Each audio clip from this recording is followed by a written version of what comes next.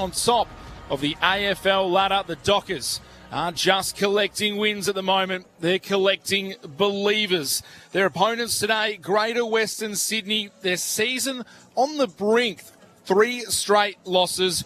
They're wounded, they're desperate, they're sitting in 14th, but today they're back at their home away from home. And are they ready for the fight? The premiership favourites against a team with their season on the line. The Dockers arriving in Canberra carrying the momentum. The Giants arrive carrying desperation. Plenty to play for. It's all live for you. Saturday footy on ABC Sport. Great to have your company wherever and however you are listening to us across the nation. Mitch Turner here with you. Clint Wilden to join me very, very shortly. And alongside me in the commentary position today, premiership players. One with the Lions, one with the Eagles, Bo McDonald and Chris Waterman. Muddy, Bo, great to have you both back. Good to be here, Mitch. It's an interesting game, this one. It was only, 5 or 6 weeks ago we saw Bo's old mob stand still in the third quarter and GWS ran through them with 14 goals and caught everyone's attention, but things haven't been as great for them since, and Brisbane have gone on to bigger and better things at this stage of the season. So with that in mind and a couple of debutantes, it looks like they're going to find out what's on their list before the end of the season. I don't think we're giving up on the wild card or finals just yet, but it's the top 10 now, Muddy. The top 10. We'll wait and see, but the team they're up against, Freo, they're just knocking everyone over.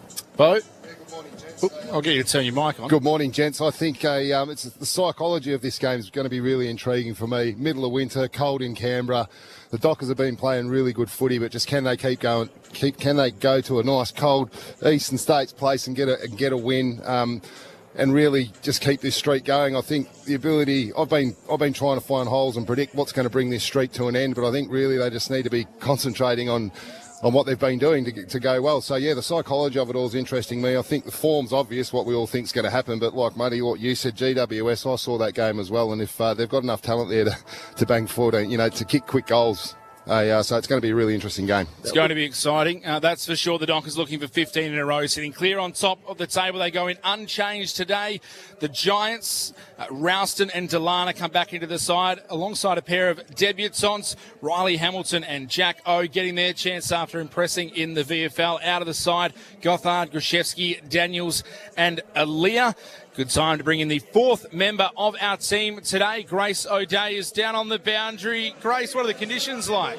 Thanks, Mitch. Yeah, it's a decent crowd building here at Monaco Oval with a slight breeze, but it's about 13 degrees, feels more like 8, but a classic sunny winter day here in Canberra. To the benches, we've got Ralston, Stone, Delana, Au, Oliver, Harrison Oliver, that is, for the Giants, and Judd McVie, Matthew Johnson, Sean Darcy, Neil Erasmus, and Isaiah Dudley for the Dockers. Thank you, Grace. We'll be checking in with you throughout the 4 quarters. Muddy, Bo, before we get started, you got a tip?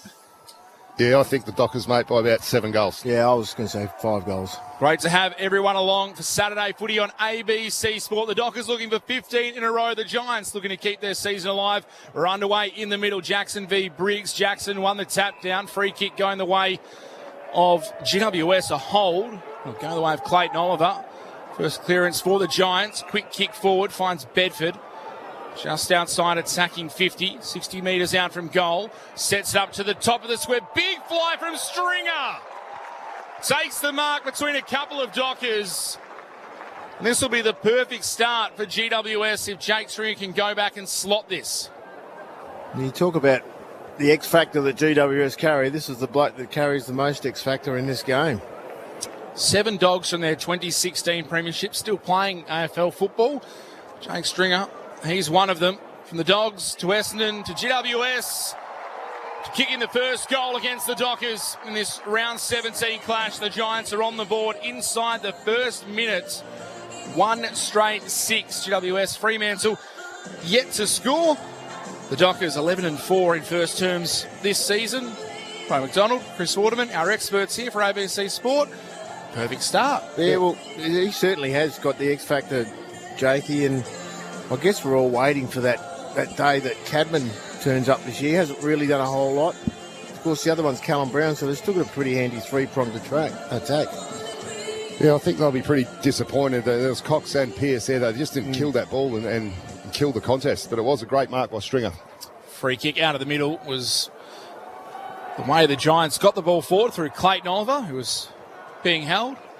Jackson and Briggs will go at it again. Briggs had a little slip, allowed Jackson to tap it down to Sarong, who's immediately tackled by the Giants ruckman. Ball tossed up again, still inside the centre circle. Briggs got the decisive tap. Callahan couldn't take it cleanly, just socketed forward to Bedford. His handball intercepted by Jackson to Sarong. His handball picked off by Toby Green. 45 metres out, tumbles one towards goal and misses to the right-hand side. The Giants doing all the attacking in the opening 2 minutes. 1-1-7 GWS. Fremantle still yet to score, yet to have an inside 50. As Carl Warner brings the ball back into play, looking for a marking target. Voss got a hand to it, couldn't bring it down. Briggs off the deck, handball to Himmelberg. His handball knocked away. Callahan went without it, so too did Oliver. Now Bolton in there for the Dockers. Handball out wide, looking for O'Driscoll, knocked away by Angwin. Picked up though by Sarong. The Dockers trying to move it through handball down this broadcast wing. O'Driscoll went back and gathered it. Handball to Bolton. Retreats by hand to Chapman. All the way back to Brennan Cox, who had a little fumble. Now takes on the tackler, caught. Gang tackled by a couple of Giants. It'll be Cadman who is rewarded. He'll have the free kick, a kick and a half out from home. Cadman spins the red Sharon over in his hands, and he'll set it deep into the right forward pocket. Spoil came there from Clark. Warner couldn't quite gather. It's been locked in here. Hamilton, the debutant, tackling Chapman. Ball up. Right forward pocket for GWS. Throwing aloft. One down here by the Giants. It came to Green, tackled immediately. Ball up again.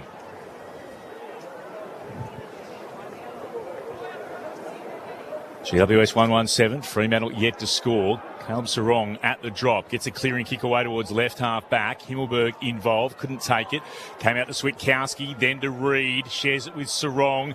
Hand passing forward. Wasn't able to quite get to it, Reid. Thought he was infringed. Callahan does gather. Kicks out towards right half forward. Cornelio, was he being held? He was. And he'll get the free kick at right half forward for the Giants. Cornelio sends it deep inside forward 50. Cadman's the target. Can't take the mark. Alex Pearce at ground level. Tackled by Bedford. Lets the ball go. O'Driscoll now crashes in. He's tackled by Stringer. Ball up to come. 15 metres out from the Dockers goal. No, it's been paid a free kick to O'Driscoll. Must have caught one high in the middle of all of that. Jake Stringer not happy with it, but it will be a Dockers free kick, top of their own defensive goal square. O'Driscoll moves it wide to Ryan, who goes outside defensive 50 on the outer side to Frederick. The Dockers in their white shorts and predominantly purple, so Doug Nichols around top. It's part of NAIDOC week. The Giants in their traditional black shorts, orange, black and white jumper. Down the outer side goes Luke Jackson, looking for Tracy. Punched away a couple of Giants there. The boundary line doesn't win out in the end. Hayden Young was able to gather and then is ushered outside the boundary line just beyond right half forward. It'll be a ball in. Travelled 5 minutes in this opening term. The Dockers have it inside 50. The Giants, they're up by 7 from the restart. Bolton, handball, knocked away, straight into the hands of Clayton Oliver.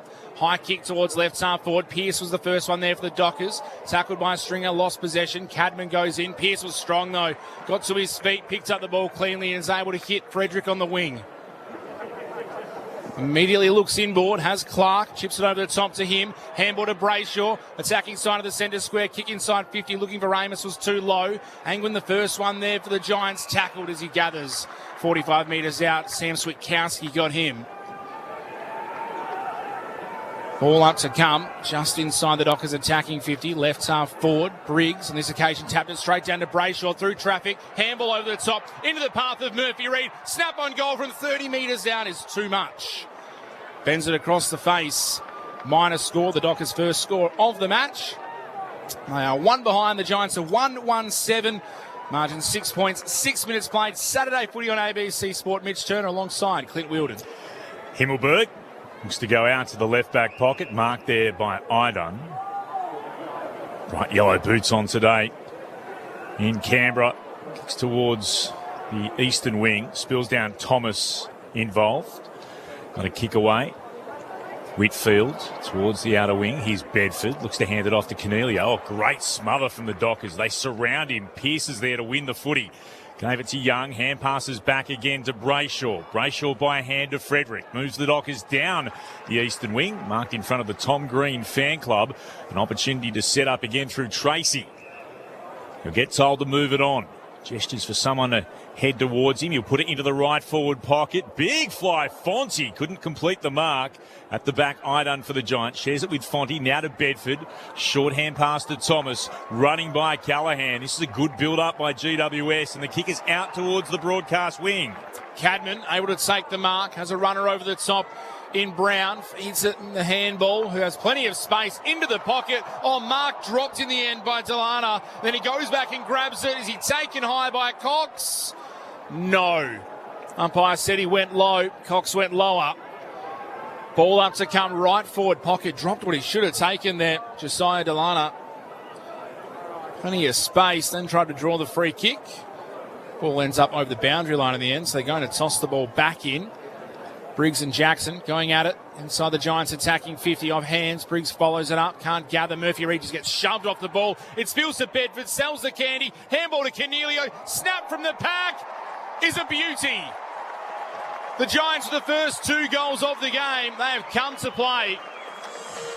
Stephen Cornelio, the West Aussie out of Swan Districts, gets their second at 2-1-13, the Giants. The Dockers, just the one behind. We've travelled 8 minutes at Manuka Oval. Saturday footy on ABC Sport. Our experts, premiership players, Bo McDonald, Chris Waterman. Well, yeah, I'm just watching the clearances, Bo. There just doesn't seem to be any tags. I've seen Brayshaw standing by himself and Murphy Reid. If there's 2 blokes out there you don't want by yourself, don't want to be standing by themselves at a clearance, it's those 2. Yeah, well, that's a luxury Fremantle have started to build for themselves. One thing I've really noticed in this first little stanza is the GWS forwards are switched on. As soon as the turnover happens, they're up the ground, they're blocking up the guts, they're making it really hard for Fremantle to move the ball, and they're not missing their tackles, they're not getting broken, and that's it's just turned the game into a contest. Sunny day, 13 degrees, but the Giants hot at the moment. Kicking the opening 2 goals as Young slipped over. Tapped it away, went back towards Clark for the Dockers. Gives it to Erasmus at right half back. Will kick towards the eastern wing. Here's Dudley who marks. Just shy of centre wing. Look to the right. Now gets told to play on. That's where he'll head. Kicking towards right half forward. Hard up against the boundary was Brayshaw. Has it gone out of bounds on the full, or was it spoiled across the line? It's going to be a throw in here. Right in front of the Tom Green fan club that has become a regular part of games in Canberra at Manuka Oval. Not playing, unfortunately, Tom Green, injured with the knee, out for the season. Jackson wins it down to Dudley, tapped it into the path of Young. Thomas got there first, stole it away. Dudley tackles him. He's just able to manufacture a kick, but it's taken by Reid, running by, giving it to Jackson, who kicks the Dockers' opening goal. First on the board for the Fremantle Dockers. Comes at the 10-minute mark of the opening term. The Giants lead cut to 6 points. They're 2-1-13. Fremantle move to be 1-1-7. Saturday footy on ABC Sport. Our experts, Bo McDonald and Chris Waterman. He's going to be an absolute handful today, I think, for Briggs. He's just, whether he's forward or not, he runs forward hard. And he's just so bouncy on his feet. He's almost like a cat. And to have your ruckman being able to now add to the scoreboard, getting handball receives and banging them from 45 out is a terrific luxury. And he's just going to have to really tighten up, Briggs, and make sure he just stays goal side of him as much as possible. It's a pretty good finish from a ruckman on the run. Briggs, he was just watching the play, and Luke Jackson picked out what was going on and took off a step earlier. Dockers get their first goal of the day, kicking towards the pool end of the ground. The Giants towards the Cathedral end. A ruck infringement is going to go the way of the Giants. Luke Jackson jumping across the line. Briggs got him, wins the free kick. Sends it inside, forward 50. Cadman went up, couldn't mark. Brennan Cox at the bottom of the pack, tried to handball it to Erasmus. Knocked away from him. Comes to Toby Green. Left foot snap as he's being tackled. Is away to the left-hand side. Another minus score for the Giants. 2-2-14 GWS. Fremantle 1-1-7. 11 and a half minutes travelled in the opening term, Saturday footy on ABC Sport. As the Dockers, through McVie, go beyond defensive 50. Johnson was up, has been given a free kick, infringed in the marking contest. A very big and powerful player for the Fremantle Dockers, Matthew Johnston. Kicks down the line, turned over here. Rousted gets it away. Giants through the middle through Bedford. Now to Green in the centre square. Sends it long towards goal. How will it bounce? Awkwardly for Stringer. Pearce tapped it down. Scooped up there by Ryan. Hand pass along the ground to no one in particular. He followed it up. Cadman got it. Got a hand pass away. It comes to Stringer who snaps. Stringer's got his second. The Giants hit back immediately. They've got their third. 3-2-20 to Fremantle. 1-1-7. 12 gone in the first.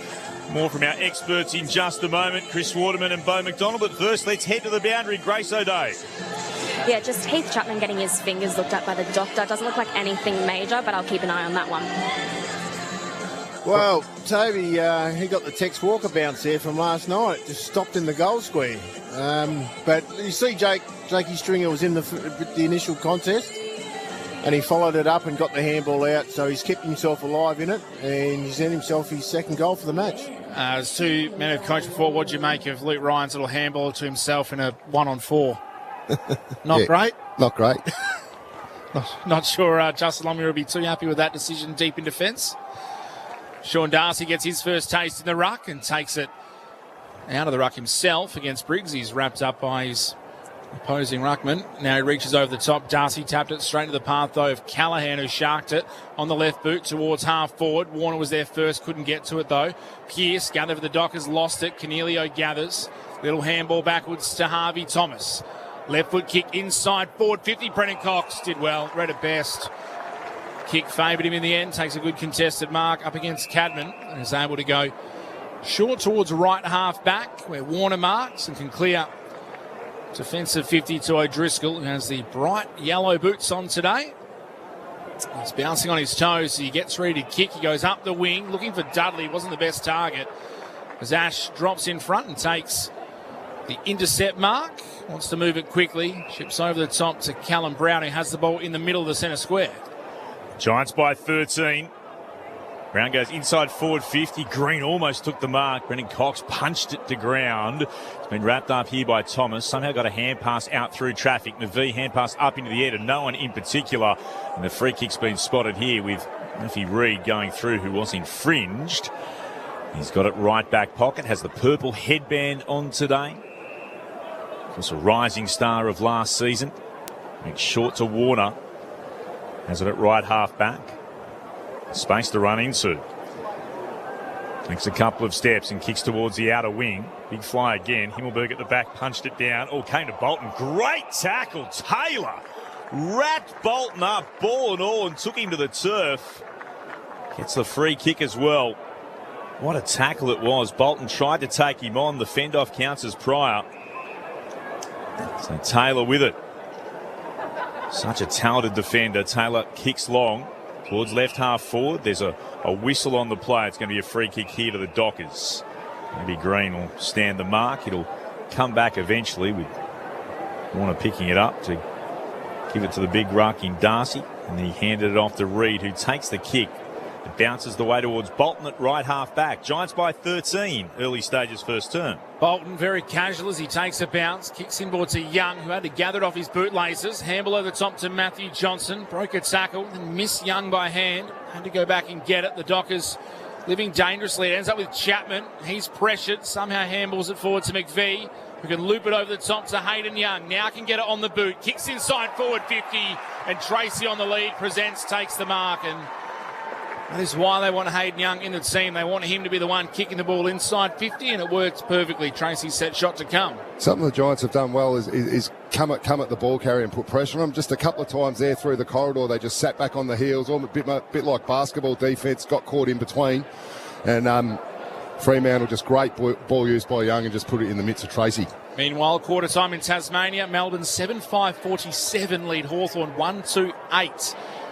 Out by 39 points. Josh Tracy from 49 metres out. Drop punt looks good. sneaks it in. The Dockers get another.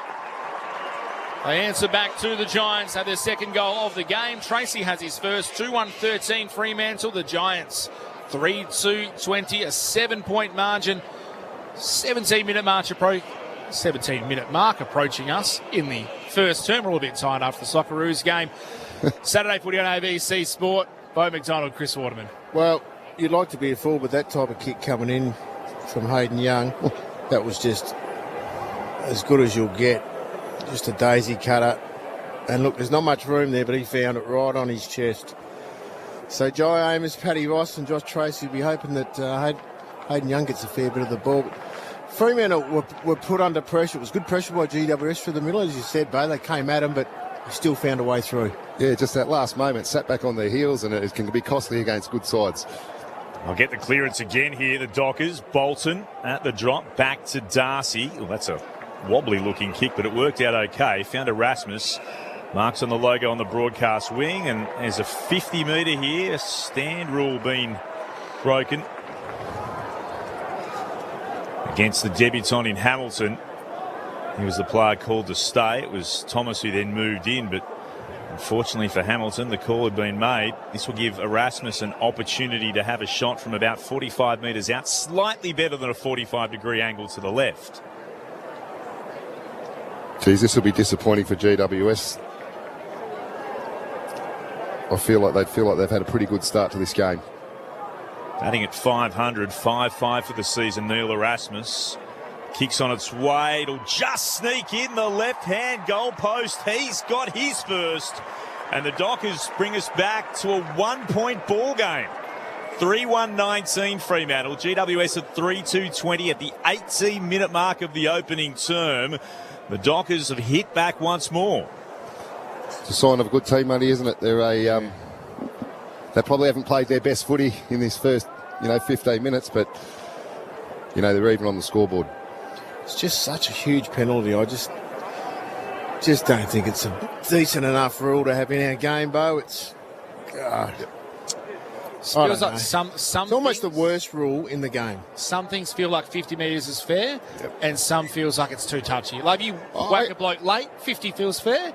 If you get too close to the protected area, he was actually following his man. Yeah, and he pointed towards him. Didn't follow closely enough. Ball back in the middle. Darcy tapped it towards Bolton, being held by Oliver. Free kick going the way of the Docker. Disposal number 8 coming up for Shea Bolton. If you want to listen to the Hawks v Melbourne game, where second quarter's about to get underway, you can jump on the ABC AFL button. Forward the Dockers go to Dudley. Little kick back inside the corridor to Sarong. Goes into the pocket looking for Jackson. Can't mark. Dudley roves it, spins into trouble, then gets out of it. Handball out towards Jackson. Whitfield cuts it off and gets tackled. Stoppage to come. Ball up. Right forward pocket for the Dockers. They trail the Giants by 1 point. Ball tapped down. Switkowski through traffic. Gets tackled. Ducked around one. Umpire said he had prior. Broke the first tackle. Caught by the second. Angwin will have the free kick. In the left back pocket for the Giants. He'll switch it across to defensive goal square where Ash can mark. And go short to Whitfield in the right back pocket. Whitfield beyond defensive 50. So Himmelberg, who takes an uncontested mark and comes down the line. Beautifully weighted pass then to Taylor. Hands it off immediately to the debutant in Hamilton, the Canberra-born lad. Kicked into the right forward pocket.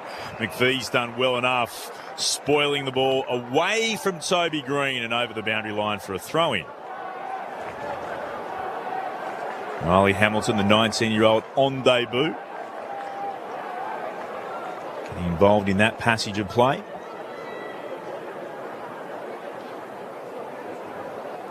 Bright sunshine in Canberra. Cool afternoon. Eventually the footy's been found. Retrieved from the crowd. 25 out from the Giants attacking goal. It's spun in again. One down by Darcy. Got it to Sarong. Oh, got taken by Green. Had an arm up over the left shoulder, but that's okay. And he's pinged him. And that's going to be a holding the ball decision. Sarong protests his innocence. And in fact, it's going to come back here now to Green, who has an opportunity to extend the Giants' lead out to 7 points. Well, not sure he was protesting his innocence there. He snaps around the body, Green immediately. And he's got another goal for the Giants. GWS, Toby Green sees him out to a 4-2-26 to Fremantle 3-1-19. So a 7-point lead. You're suggesting that he thought was over the shoulder or that he didn't get any... No. You just watch Toby after he gets the free kick, driving his head towards him. Yes. I think that's what he was after, the reversal. It was also a blatant high tackle, I think. I thought that the left arm was over the shoulder. If I was Sarong, I'd be saying... This is the bit here. Well, no, actually, he starts, turns and goes, what about the over the shoulder? And then he gets a headbutt. I think the umpire thought Sarong was going low and ducking it when he actually just was running naturally. Yeah, well, there you go again. I think changing the rules around. What is super evident is the GWS forwards have come to defend today. They absolutely have. Sarong this time, worried off the ball in the middle. Bolton out after it. Bedford all over him, tackles him, dispossessed. Clark back onto it at right half back. It's a handball under pressure to McVie. Releases Bolton further afield. Handball over the top to Hayden Young. Dashes back onto his left side. Looping handball to Sean Darcy. Kick inside 50 from the big ruck. Out towards Jackson, his sparring partner. Couldn't find him in the end. Ball ricochets out towards Switkowski and Angwin. They go at it. Just beyond left half forward for the Dockers. Switkowski ends up over the top. Angwin has him. Luke Jackson on the lead from Sean Darcy is not something you would have necessarily drawn up on the bingo card today, as Jackson and Briggs tangle in the ruck. Both go to ground. Umpire said play on. Erasmus gets it to Switkowski for the Dockers. To Sarong inside 50. Jackson marks. And it's become pretty evident early. He's spending a lot of time forward, Luke Jackson. That was just an outstanding kick with players all around him and half a second to make his mind up. He put it right where it needed to go. So Luke Jackson looking for a second goal, and as I said, quite notably, he's been forward quite a lot this quarter. Set shot about 35 metres out, 45-degree angle to the left. To make it a 1-point margin. Luke Jackson pokes at it, but sneaks it through. He's got his second. The Dockers draw the margin back to just 1 point. 4-1-25 Fremantle, 4-2-26 GWS. We've played 24 minutes in this opening term. Saturday footy on ABC Sport. Mitch Turner alongside Clint Wheeldon. Grace O'Day on the boundary, and with us in the commentary position, Bo McDonald and Chris Waterman. Himmelberg was right next to him. Like Muddy said, the kick to advantage was absolutely elite. But, I mean, you give Jackson 2 steps at the ball, even one there, he's going to take a grab, and he's just looking like he's going to be a handful today with his run, with his ground ball efforts, and then his hops up in the air as well. I'm not sure how they're going to be able to combat him. Absolute beast of a footballer in the Brownlow medal conversation, and rightly so. Luke Jackson, now he's back in the middle up against Briggs, and Briggs does win this down. Onto it though, the Dockers in Brayshaw. Scoops it up and pops it short to Johnson. Johnson takes a couple of steps, inside forward 50, stretching and marking Voss. You can pay the free kick. Ball ricocheted away. I thought Voss had enough on it. The umpire has paid a free for over the shoulder. Voss won't care. End result is he's going to have a shot at goal from about 45 metres out, slightly worse than a 45-degree angle to the right. The look on Adam Kingsley's face then was, well, what can I do about that? There's nothing you can do. I mean, they actually won the tap out of the middle, but they just got their hands on it first and away they went. Here comes Pat Voss. 28-23 for the season. Voss's kick is out to the right, but it swings back enough. And the pony can prance in the nation's capital. High fives all round. Paddy Voss puts his name on the list of goal kickers, and Fremantle are in front. They're up by 5 points at the 26-minute mark of the opening term. 5-1-31 to GWS, 4-2-26. Saturday footy on ABC Sport. Clint Wheeldon with you alongside Mitch Turner in commentary. Our experts, Chris Waterman and Bo McDonald. Just great spread starting points by the Fremantle forwards to just give the ability to, whichever way the ball comes in, they're going to have an option. And when, Jackson gets pulled out the forward line, goes up into the centre bounce, and then Voss pops up, with the lead and kicks a goal. So, look, they're a handful, and I think they're going to have to start getting it out of the centre bounce, GWS, a little bit more. So, with that goal. Josh Tracy, Patrick Voss, Jai Amos, they've combined for 100 goals already this season. That three-headed monster up front for the Dockers. Out of the middle, Briggs tries to soccer it forward. Clark was there for the Dockers. Tackled immediately by Josiah Delana. Ball up comes still inside the centre square. Briggs in front of Jackson. Taps it down to Clayton Oliver. Tackled by Murphy Reid. Angwin came through, missed it. Murphy Reid, a little clever handball out into space on the eastern side. Jackson picks it up. Just trying to wheel the ball forward. Only as far, though, as the Giants in Whitfield, who can get it to Briggs. Now forward handball to Green. Inside 50. Bedford flew early. Couldn't take possession. At the back, Pearce. 20 metres out from his own goal. Did well, the Dockers captain. Composed. Calm. Got it out to Clark. Now Frederick. Defensive side of the broadcast wing. Goes up towards Tracy. Couldn't take the mark. Toby Green in the end tried to get a handball. Had the ball knocked back into his own hands. Gets it to Callahan. Inside 50. Cox lost the ball in the sun. Spilt the mark. Was able with the Dockers to go back. Get it to Carl Warner, who can switch it across his own defensive 50 to Nathan O'Driscoll. O'Driscoll dangerously beyond defensive 50, chopped off by Angwin, puts the Giants back into the right forward pocket. It bounces to Stone, hard up against the boundary. That's an incredible goal. Ran it along the ground and it has somehow found a way between the big sticks. He would have had almost no daylight to aim at. It's all come from a turnover, but nonetheless, that is a goal of class. Oh, it's gone out of bounds. Just out of bounds on the replay. Instead, it's going to be a throw in deep in the left forward pocket. Spun back in. Briggs gets it down. Kick around the body from the Giants. Will bounce from Delana into the right forward pocket and across the face of goal. Oh, so close to being an outstanding goal from Stone, but just out of bounds. Hard up against the boundary left forward pocket. Minor score. Dockers lead 4 points. Clark plays on. No one stood the mark at all. So he runs almost all the way to the defensive 50. Couple of bounces. Kicks to the wing. Tracy couldn't mark. For the ball, Frederick. His handball turned over. Cadman now has it. Handballs it straight back to the Dockers. Young loops it over the top by hand to Dudley. Now to Brayshaw in the middle of the ground. Kicks inside 50. Voss early body work. Couldn't get rid of Himmelberg, who made the spoil. Angwin at ground level. Handball to Whitfield. Under pressure. Coughs it up. O'Driscoll crashing through. Ball tumbling around inside the Dockers forward 50. Switkowski gets a smother in. Now Voss dives on top of the footy. Dudley tackling with Angwin. They all lock up. Whitfield in there as well. The ball is going to be tossed up 40 metres out, directly in front of the Dockers attacking goal. Jackson up against Briggs. Jackson got the run at it, took it out of the ruck. Handball ricocheted off the hands of Clayton Oliver through to Bolton. He was dispossessed. Green, high kick beyond defensive 50. The target was Cadman, couldn't take the mark. At ground level though, Whitfield was clean. Got the handball across to Thomas and they're away, the Giants. Thomas right up the corridor, marking Stringer. Just forward of halfway, he'll kick it deep inside, attacking 50 and onto it, and marking is Callum Brown. Marks about 25 out, tighter than a 45-degree angle to the right. He's in good form with the ball in front of goal last week. Now there's a little bit of afters here. Voss and Green, on no surprise, two genuine antagonists go at each other. Voss has gone onto the ground. Green continues to wrestle with him. More players are going in.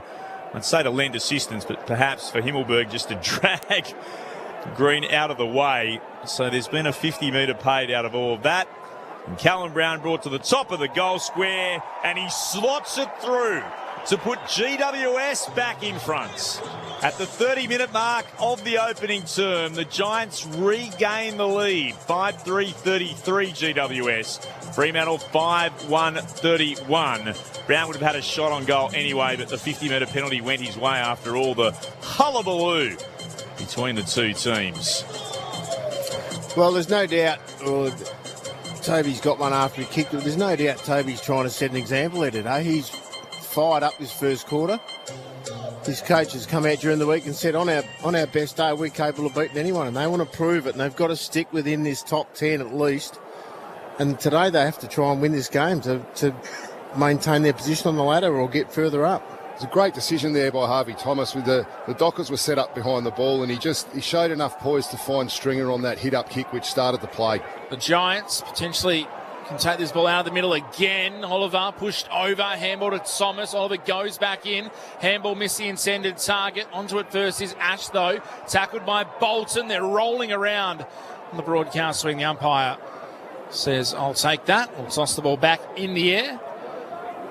Second quarter underway in Tasmania. Melbourne out to a 52-point lead.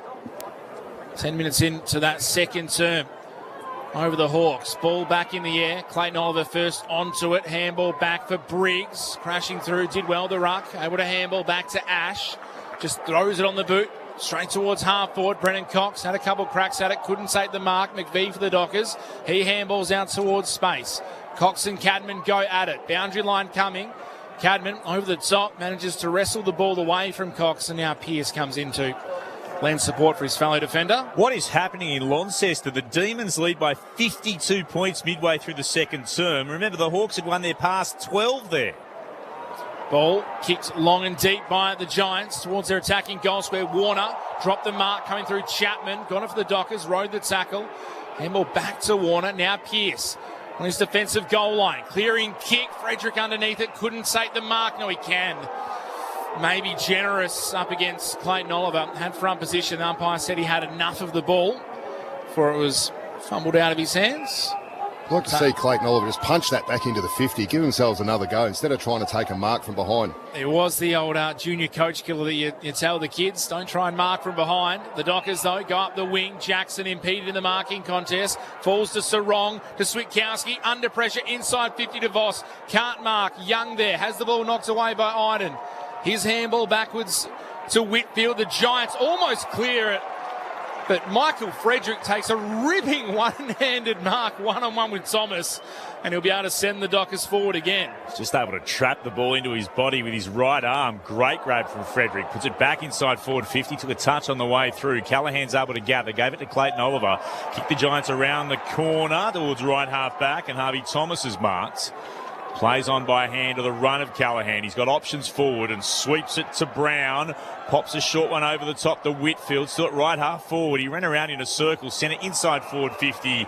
Couldn't find a teammate in Cadman. Brennan Cox was there to mark. Goes short to Brayshaw. Will chip it short again to Reid, who marks at left half back. The Giants lead by 2 points. 34 gone in the opening term. And there is the siren for quarter time. Lots of lead changes. Plenty to like about the contest in the nation's capital. The Giants lead at the first break, 5-3-33 to Fremantle, 5-1-31. Goal kickers for the Giants. Jake Stringer has 2, and then singles to Cornelio, Green and Callum Brown. For the Dockers, 2 to Luke Jackson. Singles to Patrick Voss, Josh Tracy and Neil Erasmus. The Giants with a 2-point lead going into the first break. The other game, if you want to track along, Melbourne up against Hawthorn down in Tasmania at Launceston. Melbourne 9-6-60 lead the Hawks 1-8. You can follow that game along on the ABC Listen. Just look for the ABC AFL button. We are, of course, on the AFL Extra button today. I have more thoughts from our experts in just a moment. If you want to join the conversation as well, jump on the text line 0437 22 1025 today. 0437 22 1025. It's the Giants that take bragging rights into the first term here at Manuka Oval. We'll be back with the thoughts of our experts just after this. It's Saturday Footy on ABC Sport. Comedy, music and tricky clues. Because Spicks and Specs is back. More music than a comedy night, more comedy than a concert, and enough trivia to impress your co-workers for weeks. New Spicks and Specs. Back Wednesday, July 8 on ABC TV and ABC iView. This is the 2026 AFL Premiership season with ABC Sport. Briggs follows it up, can't gather. Murphy reaches, gets shoved off the ball. It spills to Bedford, sells the candy. Handball to Cornelio, snap from the pack. Is a beauty. Thomas got there first, stole it away. Dudley tackles him. He's just able to manufacture a kick, but it's taken by Reid, running by, giving it to Jackson, who kicks the Dockers' opening goal. He's tapped it down, scooped up there by Ryan, hand passed along the ground to no one in particular. He followed it up. Cadman got it, got a hand pass away. It comes to Stringer, who snaps. Stringer's got his second. can loop it over the top to Hayden Young. Now can get it on the boot. Kicks inside forward 50. And Tracy on the lead. Presents, takes the mark. And this is why they want Hayden Young in the team. They want him to be the one kicking the ball inside 50. And it works perfectly. Tracy's set shot to come. Josh Tracy, 49 metres out. Drop punt looks good. Sneaks it in to Sarong. Inside 50. Jackson marks. Luke Jackson pokes at it but sneaks it through. He's got his second. Johnson takes a couple of steps inside forward 50, stretching and marking Voss. Voss's kick is out to the right, but it swings back and up. And the pony can prance in the nation's capital. Just forward of halfway, he'll kick it deep inside, attacking 50 and onto it and marking is Callum Brown. Now there's a little bit of afters here. Voss and Green, on no surprise, two genuine antagonists go at each other. Callum Brown brought to the top of the goal square and he slots it through to put GWS back in front. The AFL on ABC Sport. On radio ABC Sport Digital Radio. and ABC Listen. So the Giants take a 2-point lead into the first break at Manuka Oval, 5-3-33. They lead the Fremantle Dockers 5-1-31. The Giants get the opening 2 goals of the game, got out to a 13-point lead. The Dockers managed to get in front at the 26-minute mark of the term. The Giants, through Callum Brown, a late goal, gives them back the lead. Wonderful to have your company. Saturday footy on ABC Sport, wherever and however you may be listening to us. Mitch Turner alongside Clint Wilden, our experts, ready to break down the first quarter. Premiership players Beau McDonald and Chris Waterman.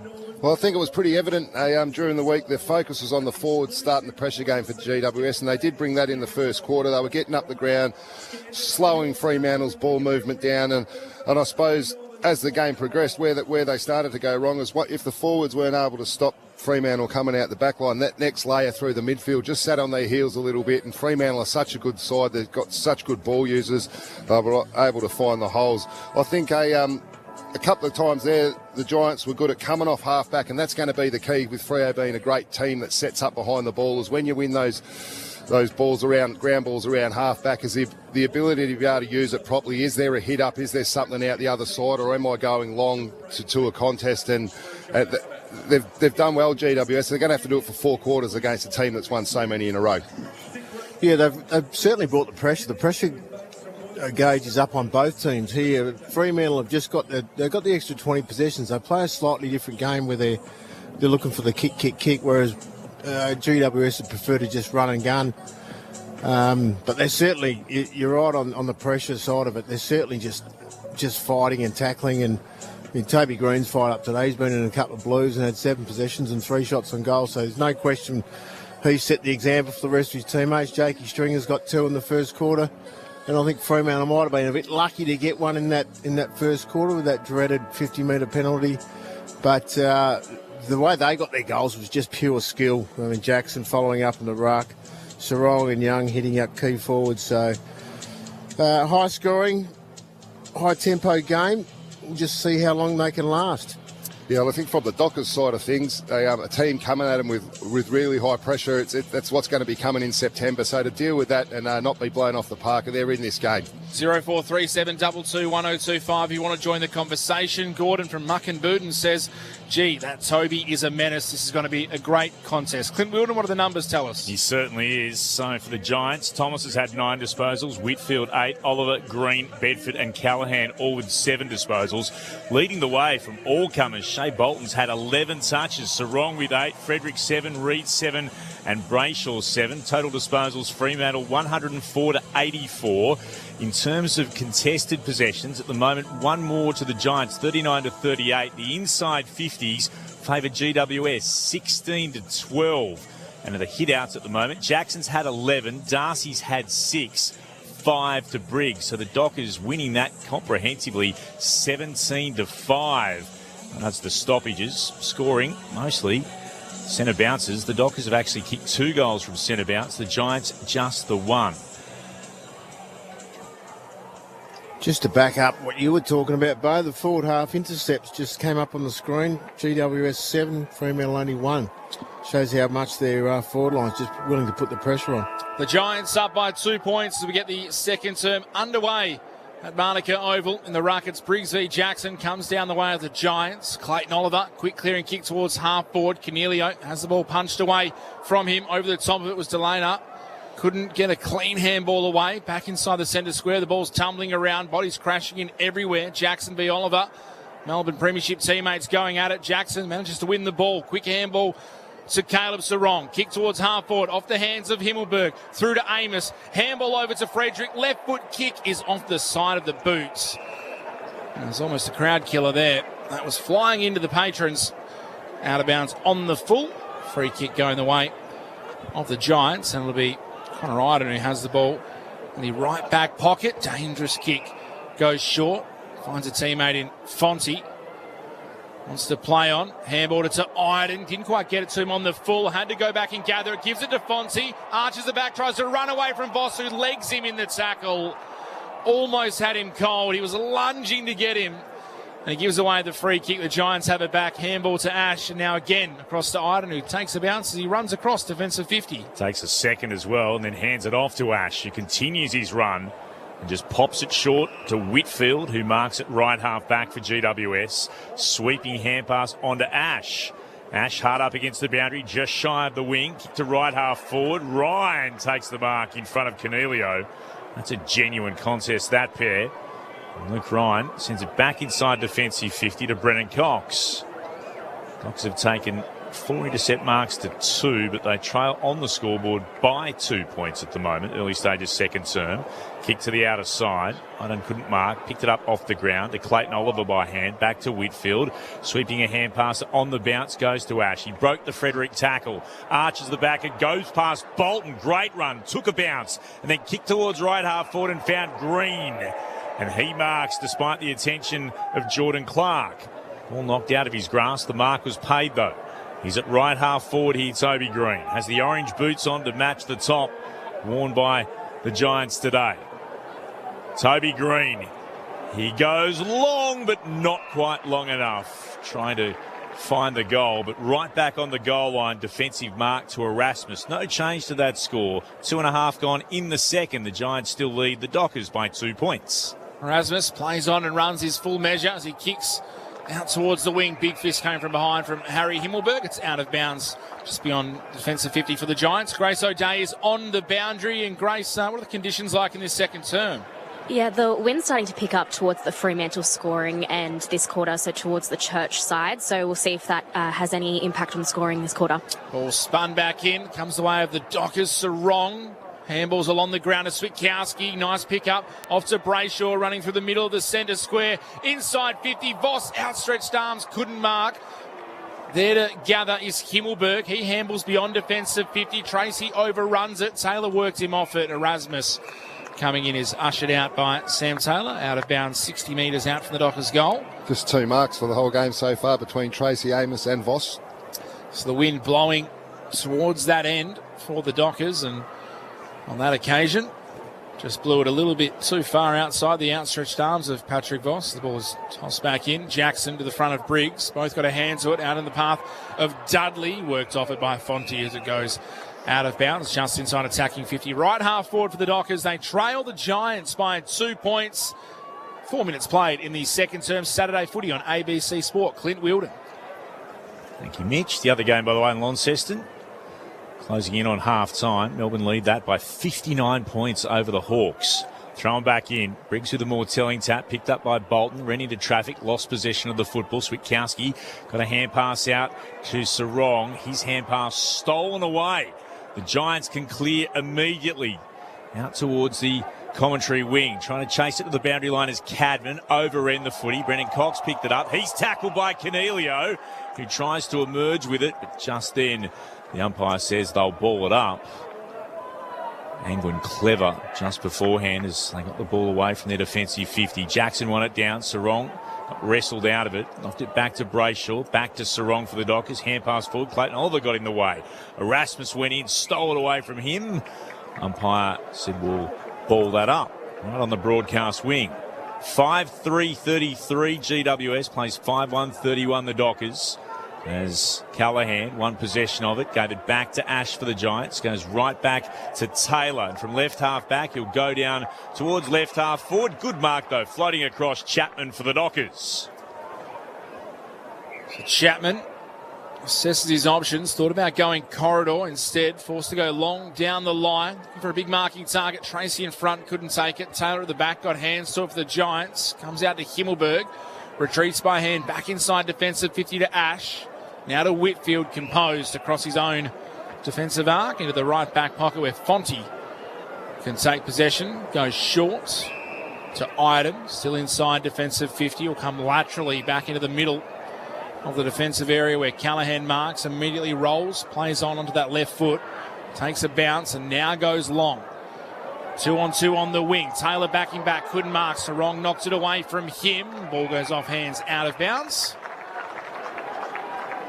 Sam Taylor had a long layoff at the start of the season after injuring himself in the Origin game, playing for Western Australia. Was up against Caleb Sarong just then, who was playing for Victoria on that day. Ball spun back in. Jackson in front of Briggs, trying to throw a boot at it. Couldn't. Switkowski tackled, coughs it up to Angwin. The Giants have the ball back. Whitfield, handball across, finds a player in Harrison Oliver. His first touch today. Kicks it out to this far side of the eastern part of the ground. Harvey Thomas did very well in the end. 1-on-1, won the ball off his knees. Handballed it to Toby Green. Short to Toby Bedford. Inside 50, looking for a target. It's long over the top. The Giants have the numbers. Stringer marks. He'll go back for a chance at his third. The Giants have all the answers at the moment. It's well done by Briggs, just back at the stoppage after the ball hit the ground. He got after and he pressured the turnover and they were able to get the ball out from the middle of the ground there, and then he, Stringer pops up forward. Jake Stringer's going to go around the body from almost directly in front. He snaps, he curls, he goals, he has 3. First goal of the second term takes us all of 7 minutes to find, and it's Jake Stringer who's having an impact today. A third goal for him. The Giants now 6-3-39, 8-point lead on the Dockers, 5-1-31. Chris Waterman and Bo McDonald, our experts for ABC Sport. Yeah, well, the stats told us that Fremantle were in control of the uncontested possession in the first quarter, and now the disposals are equal bar 1. GWS have controlled this first 5 or 6 minutes, and it's not funny how you can have a shootout in the first quarter with 10 goals. It will take us nearly 10 minutes to get the first goal in the second quarter just because of the pressure. And you watch them come now. They just come in flurries, don't they, goals? Giants throwing down, dare I say it, a giant challenge to Fremantle. And they'll win the contest in the middle again. Kick from the centre circles in towards Brown. He couldn't mark. Spill down to Ralston. Hand pass went behind Cornelio. Thomas picks it up. Hand pass back to Cornelio, who shares it with Thomas. They've worked their way back into the centre square. He'll wheel around and head to the right forward pocket. Too much on the kick, though. Only Doc is back there. Warner marks. Glances to his right. Immediately sure where to go, so he'll head to the safety of left half back. Big pack there. Stretching. Johnson read it well. Juggled the mark, but was able to just caress it into his chest. He's got it at left half back. 8-point lead for GWS in this second term. The kick was a poor one. Wanted Brayshaw. Had to go and actually rip it away from a couple of Giants. Kicks the Dockers to left half forward. Jackson in the middle of the pack. Won it to ground. Idun's out after it. Got it for the Giants. Bounce it back down the wing. Johnson was there to intercept for Fremantle. Goes by hand to Reed, then back to Warner. Takes a bounce, runs towards left half forward. Pops a hand pass over the top to Sarong. Sarong will kick deep inside forward 50. Couple went up, no one could mark. It's here for Erasmus. Whitfield tackles him, got the arms free and gave it to Bolton, who kicks a beauty. Had no time to think about it, had to throw the ball straight onto the boot, and Shea Bolton, after plenty of possessions in that first term, now puts his name on the list of goal kickers. And the Dockers are back to within 2. GWS 6-3-39. Fremantle 6-1-37. Nice finish from Bolton from about 35 out. Adam Kingsley will be pulling his hair out. Just the fundamentals, letting the ball over the back here. 2 GWS defenders go for the ball, yet it still trickles over the back. and Freo able to get onto the ground ball. So, you know, you get that spoil in towards the boundary line, that kills the contest, the stoppage comes and the troops come back and fill up the 50 and they don't even get a shot on goal. It's a really simple thing, so he'd be pulling his hair out, I reckon. And Grace O'Day telling us that breeze is starting to blow fairly strongly towards that Cathedral end, and we saw there got over the back of the defenders. Shea Bolton making the most of it out of the middle. Johnson for the Dockers, beautifully read, breaks out of the middle, kicks inside 50, little hot for Amos at the back. Bolton, little shove on Fonzie. Umpire said it was okay as the ball goes out of bounds. Again though, Bones, just a little hot for the forward. They just haven't quite been able to hit them on the lead. Great clearance though by the Dockers.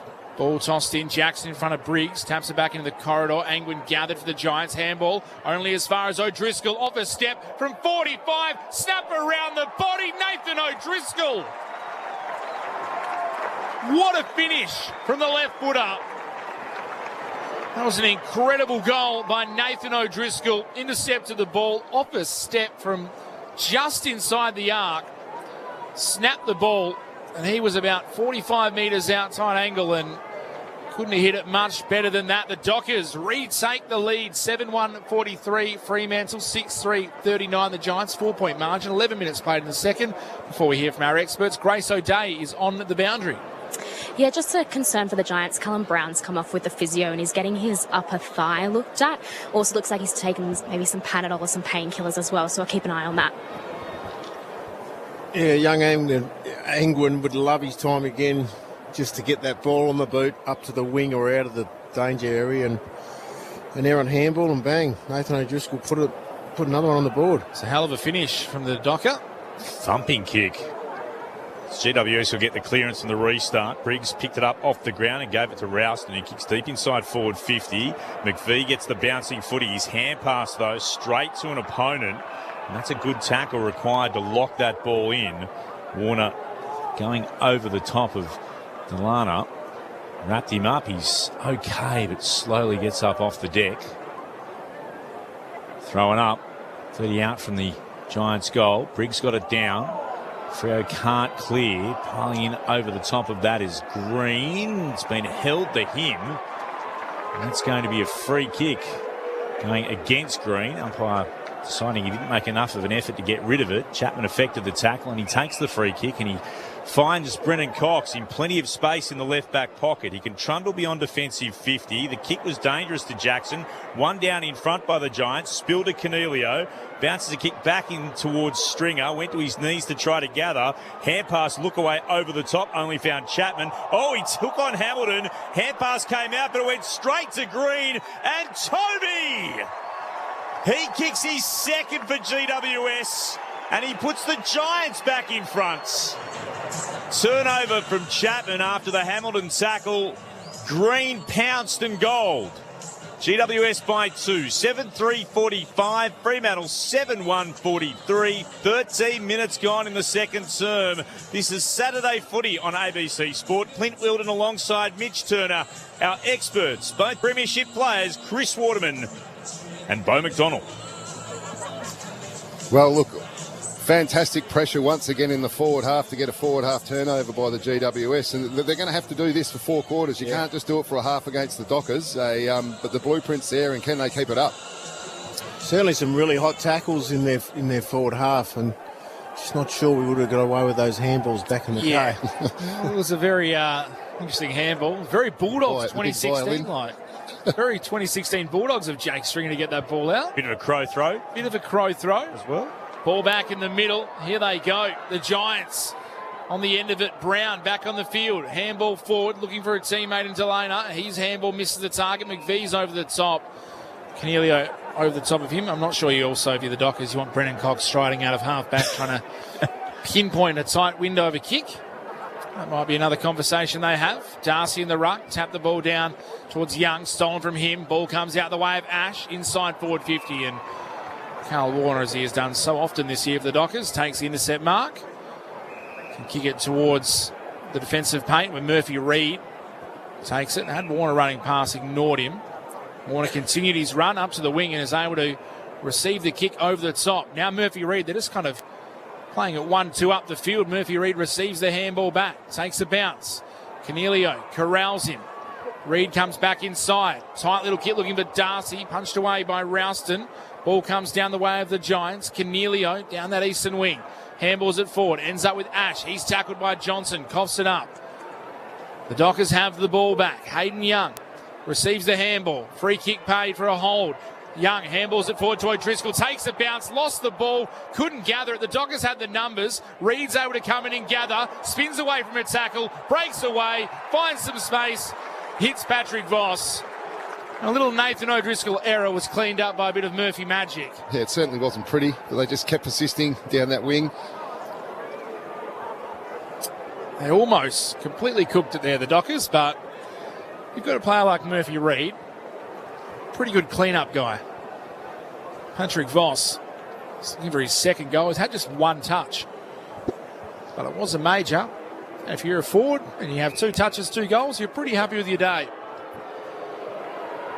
Patrick Voss, set shot, 45-degree angle on the left. Voss kicks the footy and misses the goals. He's celebrating. I don't think that's a goal. The goal umpire is not convinced. I think he's gone for the con job here, Patrick Voss, and thought, if I celebrate, it was right near the left post. They're going to check it. I'm not sure we're going to have much clarity on the review. Seen a bit of the con job this week, watching the soccer. Yep. It hasn't hit the post, so there'll be no need for the Snicko technology. This is where my laser theory comes in. Put lasers above the goals, not a bad shout. Especially if you put a chip in the ball and you have lasers above the goals. You know what? This is where common sense comes in too. This is going to be behind, so score review has decided the ball crossed on top of the goalpost. He tried, Patrick Voss, coaching a girls footy team this week. I told a couple of players, if it's ever close to the post, celebrate. Fair call. Because the goal umpire will panic and probably side with you. Not on that occasion. Minus score. 7-2-44 Fremantle. 7-3-45 the Giants. 17 minutes played in the second term. And for whatever the arc was worth, that did look like a behind, straight over the top of the goalpost. Giants have it now through Ash, receiving the kick in the right back pocket. He'll stab it short to Iden. And Ash continues his run, looks to take on Young, draws him towards him, and then gets a hand pass away to Fonte. From left half back, comes out to the broadcast wing. Is it out of bounds? Just up against the boundary line. Taylor's been paid the mark in front of the interchange gates. He wouldn't lie, Sam Taylor. No, he's a very good human. Perilously close, though. Taylor goes back again to Himmelberg. He'll steer it back to Iden, who marks. He's the only Giant in his defensive 50. Closed down by Amos. Switches play to right half back. Here's Stone, marking hard up against the boundary line. Stabs it short. Leading out is Rouston. Been able to find uncontested marks on both sides of the field here, the Giants, and now it gets a bit more congested. Forced to go back inboard, and marking there is Harrison Oliver. It's told to play on. Again, an uncontested mark to Fonte. Pops a hand pass over the top. On the charge is Callahan. He'll kick from centre half forward towards left full forward, and going to ground Ryan and Cadman. And Cadman appealing that he should have been given the free kick, and he has been for being infringed. So Cadman can go and try and have a shot. Tight angle at left full forward. Won't have a lot of daylight to look at between the sticks. And he snaps around the body. And he's going to be asked to come back again after coming off his line. He found the major opening too. This will be a tighter angle. He starts beyond the boundary. About 15 from goal. One step, snaps. Oh, easy as you like. Had the sider, didn't miss. And Cadman, when it mattered, does exactly the same. Kicks the goal for GWS to put them out to a 7-point lead at the 19-minute mark of the second term. The Giants are 8-3-51. Fremantle 7-2-44. This is Saturday footy on ABC Sport. Quick score check. The other game at Launceston, it's lopsided. Melbourne lead the Hawks 13-8-86. The Hawks are 139. Yeah, Muddy, just looking at the uncontested possessions, GWS smacking the Dockers 51-22, and the Dockers play a team style of defence, but through the middle there, they were just leveraging off too much, and they're able to just keep finding that kick and keep forcing Fremantle to defend. We're only looking at this quarter stats. Lockie Ash is up to 10 already, and Connor Iden's up to 7, so they're really getting their drive off their back half. Darcy in the ruck v Callum Brown. Darcy won the tap. Brown actually did the roving in the end. His handball, though, straight to Bolton. Ricochets off him to Darcy. Back to Bolton. Runs, takes a bounce. Edge of the centre square. Kicks inside 50. Looking for Hayden Young. Surely held. Yes. No. Umpire says that's fine. Was there much difference between that and the free kick on? None. Let's be Cadman? honest. The free kick at Cadman, there was absolutely nothing in it. Ball's been rushed behind. 7-3-45 the Dockers. 8-3-51 the Giants. They put the ball back into play. There was not much in either of them, but Cadman made the most of his opportunity. Not a great hand pass to Angwin, who dropped it. Bedford's able to pick it up, though. Forward of the logo. Commentary wing comes to Whitfield. A switch of play. Out to the right-hand side of the ground. I'll sweep it forward here again. Kicks inside forward 50 from Ralston. And then it's been turned over. And mark taken here by the Dockers through Tracy. He'll go again short. And he finds Frederick in space. Right half forward towards the broadcast wing. Warner marks. Standing from the shadows of the stand. He'll send it towards, again, the logo. Just on the commentary edge of the centre square is Brayshaw, who marks. Giants lead remains 6 points. Closing stages of the first half. The kick is long towards full forward. Tracy brought it to ground. Dudley bursting through, went over the top of Harrison Oliver. Idun's in there looking to lock it in. Get some support from Ash as well. Ball up will be the call. Only 25 metres or so from the Freo goal. 8-3 plays 7-3. A goal the difference. 22 gone in the second term. Brown rather, stretching, tried to work it away. He's Angwin, who picks it up off the deck and clears for the Giants towards left half back. But Warner's up to take the mark again for Fremantle. Too far out to score himself. Warner assessing his options. Called to play on. Just chips it inside the forward 50. A couple of Dockers went up. No one could mark at the back, though. Angwin stood there for the Giants. Receives it. Goes wide towards the pocket. Comes out to Whitfield. Handball back across to the run of Stone. He takes a bounce, runs inside, handball to Callaghan, loops it over the top. The Giants going down the eastern wing. Bedford wasn't a great handball to him, had to go back and gather, then tackled by Bolton. Somehow got the ball out, ball bobbling around inside the centre square. Still coming loose. Eventually, Lockie Ash just lays on it. Amos lays on him. The umpire says, I'll give you all a chop out. Shot of Adam Kingsley. They were out. Oh, yeah, they were out. All right. It was just an error in a handball. Darcy taps it down to Sarong, who couldn't keep clean possession of the ball. Clayton Oliver gathers a little toe poke to Callaghan. Off to Whitfield. Kick inside 50. Didn't favour the forwards. Cadman, the first one, back onto it. Has Cox for company and is forced out of bounds in the left forward pocket. Just to remind you, half-time of that other game on the ABC AFL button on ABC Listen. 13-8-86 Melbourne 139 Hawthorn. 1 goal and a half of footy in Tasmania for the Hawks. Ball tossed back in at Monica Oval. Tapped down by Darcy to Sarong. Ends up in the hands of Ryan for Fremantle. Kick up the wing. Young in front, wrestling with Iden. Iden fists it down. Whitfield did well, roved it, gave it back to Iden. Handball inside. The Giants able to go inside, attacking 50, getting some space and taking the mark is Cadman.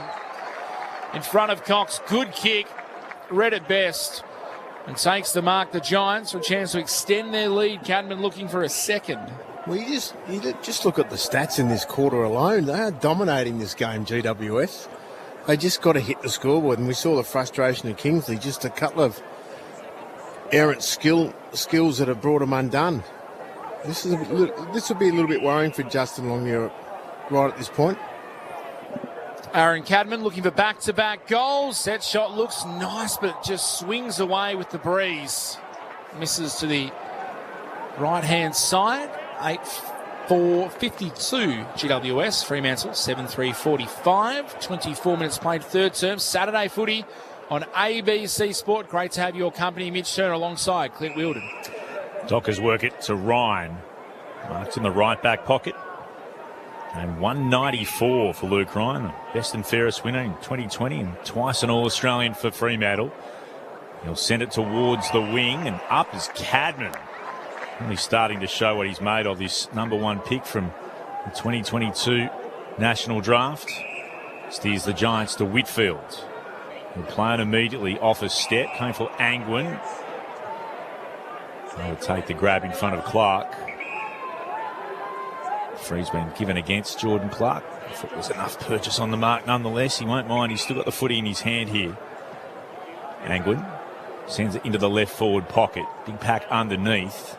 Into the side, McVee comes out to Clayton Oliver. Hand passed it forward only as far as Sarong. Got a hurried kick beyond defensive 50. Here's Angwin again. Sends it back from whence it came. Over the back. Here's Stringer! And Stringer for the Giants has kicked his 4th. He's having a day out in the nation's capital. Jake Stringer with 4, GWS with 9. They have dominated this quarter. 9-4-58 the Giants. The Dockers 7-3-45, and GWS's lead is out to 13 points at the 26-minute mark of the second term. Well, again, I've just got the second quarter stats up here. Luke Jackson, 1 possession. Jordan Clark, 1 possession. Hayden Young, 1 possession. And they are now 43 more possessions in front just for this quarter alone. So they have absolutely dominated GWS. And they just keep whacking it back in there. Yeah, the repeat entries is what JO won't be happy with. Fremantle they've been really slowed down coming out of their D50. Lots of long down the lines. And I reckon the messaging at halftime, we just got to take the risk and go and play with a bit of a, I don't know what's the word, not intensity, but just play free out of that back line. Bit of dash. Yeah. The Giants have come with their best stuff. Ball back in the middle. Jackson overran it. Comes down the way of Brayshaw. He's tackled immediately. Ball up to restart play again. Jackson got the tap down to Switkowski. He's tackled. His handball looking for Brayshaw. Knocked away by Clayton Oliver. Clark had a little fumble, but then went back and got it inside his own defensive 50. Handball to Warner, who shares it with Brayshaw. Now has it back. Kicks it out looking for Sean Darcy, outpointed by Himmelberg. Takes the mark. He's got him for pace there quite comfortably, Harry Himmelberg, who retreats back by foot inside defensive 50 to Iden. Decides to go back to right half back where Himmelberg marks. Chips it down that eastern side to Fonte. The Giants look unfazed at the moment. Fonte, very short kick, finds Whitfield. Still just defensive side of the wing on the eastern side of Monica Oval. Short now to Callaghan.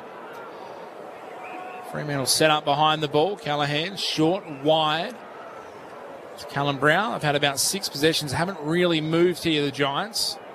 They're still just beyond the defensive 50 at right half back.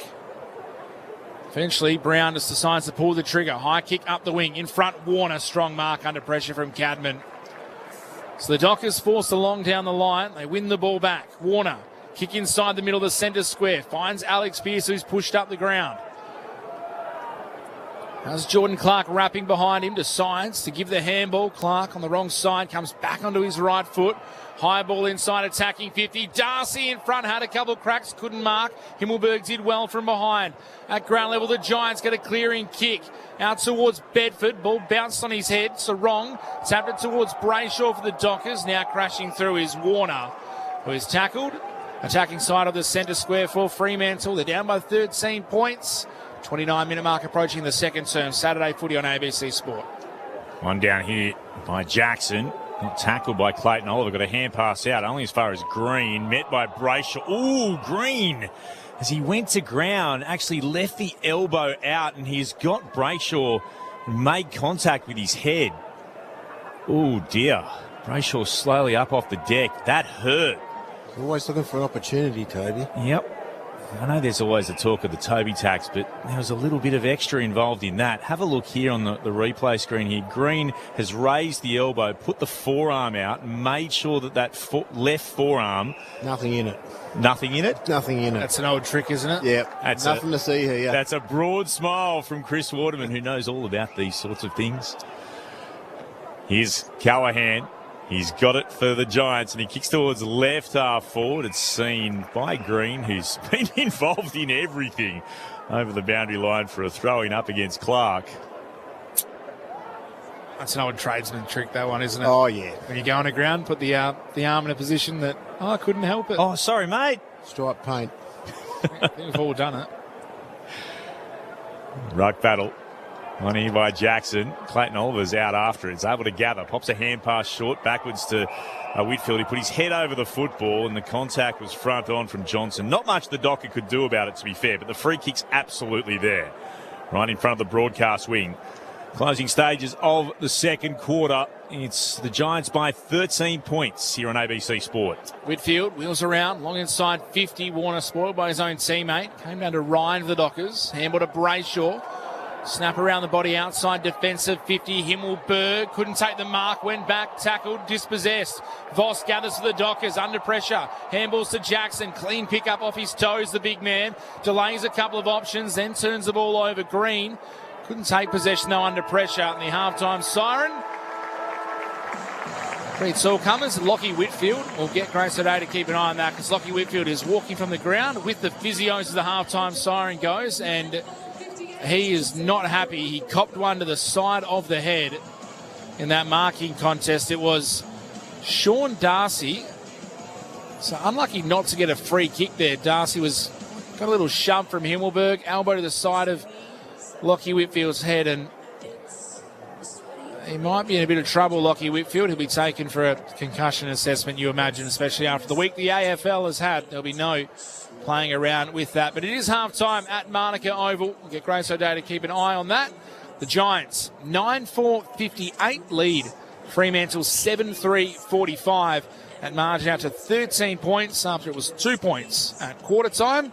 The goal kickers for the Giants, Jake Stringer, winding back the clock in the nation's capital. He has 4 goals. Toby Green has 2 singles to Cornelio Cadman and Callum Brown. For the Dockers, 2 to Luke Jackson, and then singles to Bolton, Voss, Erasmus, O'Driscoll and Josh Tracy. Meanwhile, in the other game in Tasmania, keeping you up to date with that in Launceston, Melbourne 13-8-86, lead Hawthorn 2-3-15. Jacob Van Rooyen has 2 goals. Bailey Fritsch has 4 for Melbourne. And Keziah Pickett looks like he's brought his own football there as well. You can catch all that on ABC Listen on the AFL button. If you want to join the conversation, 0437 221 1025. But for now, here on ABC Sport, we'll get the thoughts on the first half from our experts. Premiership players, former Lion Bo McDonald, former Eagle Chris Waterman. Muddy, that was an impressive quarter from the GWS. When you win the contested possession and the uncontested possession, you're pretty hard to play against, and that's exactly what they've done. They got the territory game played in their half of the ground and were able to force some repeat entries and score from it. So I think they'll be pretty pleased going in to half-time.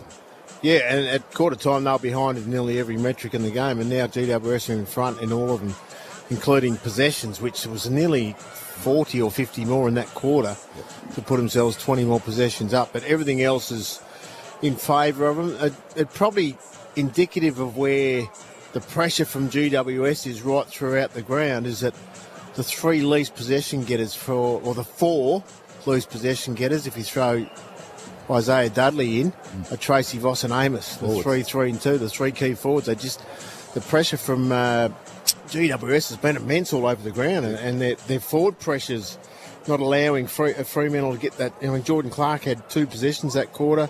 Yep. Jackson stopped getting the ball. Hayden Young stopped getting the ball. Obviously paid a bit more close attention to each other's opponents, and it's just a pressure game, which I haven't seen the gauge, but there's no doubt that GWS will be winning in that area as well. So, what do you think the messaging from JL will be? How do the Dockers turn this around? Because for me, I reckon it's just the risk from that back 50. Let's just take the risk and play on and move the ball. But you've got to keep possession. You can't just play on and bomb it down the line. They have just been bombing it down the line over the mark, and the repeat entries were just happening in that second quarter. So I think it's a really good test for this team that's on top of the ladder. Okay, how do we turn this around? Yeah, the pressure's going to be there. The forwards are chasing hard and the mids are coming forward and putting the pressure on. But I think Fremantle are good enough to be able to use the ball, and those players, I think they've done a really good job of allowing Jordan Clark not to use the ball, and I reckon they're just lacking that one other good ball user off half-back Freo that can run. Like Warner's doing a job and everything like that, but I think they had one or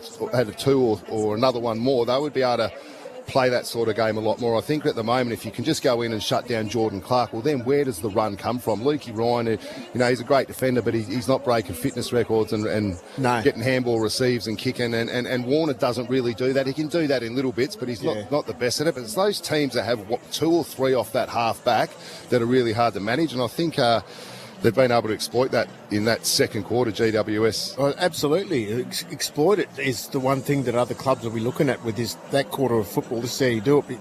Can you do it for 4 quarters? I mean, the clearances are 25-16. So that there is where the game starts for GWS. If they're getting their hands on it first, then they restrict Fremantle's run from the source. So, and their forwards are putting on pressure. So they're just not allowing Fremantle to get their run game going, and hence the 3 key forwards just haven't had much of a look at it. It's Toby Green playing on the edge. There's been a few little incidents in that half. I reckon that's what you want, isn't it? It shows you that they're up for the fight today, and like you said, it's up for the fight for 4 quarters, especially when you're playing against a team that's sitting on top of the ladder. There's been a couple that are thrown back at the days of yourselves, Bo and Muddy, and a text came in 0437 22 1025. Mick in Greenwood said, ask Chris Waterman, surely that elbow at the end from Sean Darcy was just good forward craft. On Whitfield, very smart. Just put the arm up. It was an accident, I think. I mean, if there's one elbow you don't want to run into on this ground, it's Sean Darcy's. But, those, and even the Toby, the little head thing, and they're just little things you learn as an apprentice. Meanwhile, Melbourne, they're out to a 78-point lead on the Hawks with there's 6 minutes into the third term at Launceston. 14-9-93, the Demons. The Hawks 2-3-15. That is absolutely remarkable. Jack Ginnivan and Josh Ward, the only 2 goal kickers for the Hawks. Bailey Fritsch, as I said earlier, he has 4 for Melbourne. Van Rooyen, Harry Sharp and Harrison Petty all have 2. And they are doing an absolute number on the Hawks, who normally are dominant down there in Launceston. At Manuka Oval, though, it is the Giants who led by 2 points at quarter time. They now lead by 13 points at the main break. Jake Stringer has 4 goals. And before we hear some more from our experts about what we can expect in the second half, let's pause and get the latest from the ABC newsroom.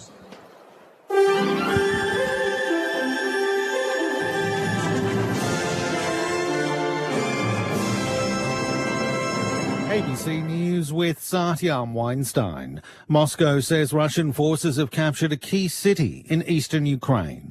Officials claim the city of Kostiantynivka, one of Ukraine's last strongholds in the Donbass region, has fallen to Russian troops. There's been no comment from Ukraine, and Russia's claimed several times its troops are in control of parts of the city. Seizure of the Donbass is a key Kremlin objective in the war. Russian President Vladimir Putin spoke from a command post. The Russian armed forces continue to confidently maintain the strategic initiative in the zone of the special military operation, and the liberation of Kostiantynivka is of major strategic importance. The Indonesian military has recovered the body of an American pilot who was shot dead by rebels in the Papuan highlands. The West Papuan National Liberation Army says the pilot was killed as a message to the United States and the Indonesian government, which recently dramatically increased troop deployments to the rest of the region. The killing's been described by Indonesian Armed Forces Lieutenant General Luki Avianto as brutal. Firstly, we express condolences of his death while he was undertaking services to the community. We saw ourselves that the West Papua National Liberation Army cruelly killed innocent people. We condemn this action. Fans have been celebrating the marriage of pop singer Taylor Swift and American footballer Travis Kelce in New York City. The couple tied the knot at Madison Square Garden, with the wedding officiated by actor Adam Sandler. Celebrity guests, including Hugh Grant and pop stars Ed Sheeran and Jennifer Lopez, attended, while excited fans milled around outside. It's exciting. I just wanted to tell them congratulations. Yeah, pretty much. I wish I was there, bro. We've been listening to her all day and all day yesterday too. US President Donald Trump is on his way to the state of South Dakota to launch a weekend of celebrations marking the 250th anniversary of America's independence from Britain. The BBC's While Griffith reports. The United States' big birthday weekend begins at the National Monument in South Dakota, where George Washington, Theodore Jefferson, Abraham Lincoln and Theodore Roosevelt are chiseled into the granite. Over the years, President Trump has hinted that he too would like his likeness to be added, although structurally it would be difficult to achieve.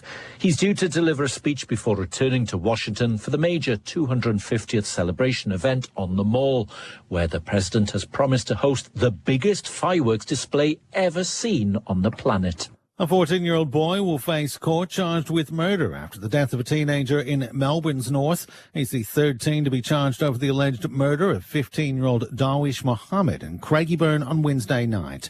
The victim was found in a car park of Craigieburn Community Hospital by one of its employees. Police have also charged a 15-year-old boy and a 16-year-old boy with murder. Two Gold Coast teenagers missing for 3 days in bushland southwest of Brisbane have been found safe. The 17-year-old boys had set out on an overnight camping trip on Wednesday. A rescue helicopter spotted them this morning and winched them out of the Main Range National Park. They were assessed by an on-site doctor but didn't need medical treatment. An Adelaide music promoter says the cancellation of Harvest Rock this year is a symptom of bigger challenges in the event space. The SA Music Festival announced yesterday it was taking a year off for the second time since 2024. Sasha Sewell has 30 years of experience in the music industry. He says event organisers are still trying to recover from a post-COVID slump in ticket sales, combined with rising economic pressure. I don't think there's got to be one particular thing. It would make sense for Harvest to take a gap year so they can find out, wait until costs settle down, until the skills base is there in the lineup that are suitable for the Adelaide audience can be programmed. The Socceroos FIFA World Cup campaign has come to a heartbreaking end after a 4-2 penalty shootout loss to Egypt. Two of the Socceroos players missed their penalty shots. Former Socceroos captain Craig Foster says it's devastating, but Egypt played very well. It's obviously devastating for all the fans and for, everyone who was enjoying the tournament so much. This team did a lot of really great stuff. Today was a tough game. You have to give credit to Egypt as well. They controlled a lot of that game. We were in a bit of trouble there and we couldn't quite get control again. So we were just hanging on. In today's other matches, Argentina survived a scare to reach the round of 16 with the 3-2 win over Cabo Verde in extra time, and Colombia moved through with a 1-0 win over Ghana in Kansas City. ABC News. Meet Hugh Shen, leader, visionary, builder of dreams. It's a great honour to be leading Tasmania's new football club. Starting a brand new footy club. Can't be that hard. I need a song. And a nuts by yesterday. Adam the Apple from the Apple Isle. Could you please show Adam the Apple Donnie the Door? Sam Pang's brand new office comedy, Ground Up. Thank you. I'll be taking no questions whatsoever. Ground Up. Stream now on ABC iView. This is the 2026 AFL Premiership season with ABC Sport. Handball to Toby Green, short to Toby Bedford, inside 50, looking for a target. It's long over the top. The Giants have the numbers, string of marks. He'll go back for a chance at his third. Jake Stringer's going to go around the body from almost directly in front. He snaps, he curls, he goals, he has three. Couple went up, no one could mark. It's here for Erasmus. Whitfield tackles him, got the arms free and gave it to Bolton, who kicks a beauty. Angwood gathered for the Giants handball, only as far as O'Driscoll off a step from 45, snap around the body, Nathan O'Driscoll. What a finish from the left footer. Hand pass, look away over the top, only found Chapman. Oh, he took on Hamilton. Hand pass came out, but it went straight to Green, and Toby! He kicks his second for GWS, and he puts the Giants back in front. The charge is Callahan. He'll kick from centre-half forward towards left full forward, and going to ground, Ryan and Cadman. And Cadman appealing that he should have been given the free kick, and he has been infringed. One step, snaps. Oh, easy as you like. Hapasider didn't miss, and Cadman, when it mattered, does exactly the same.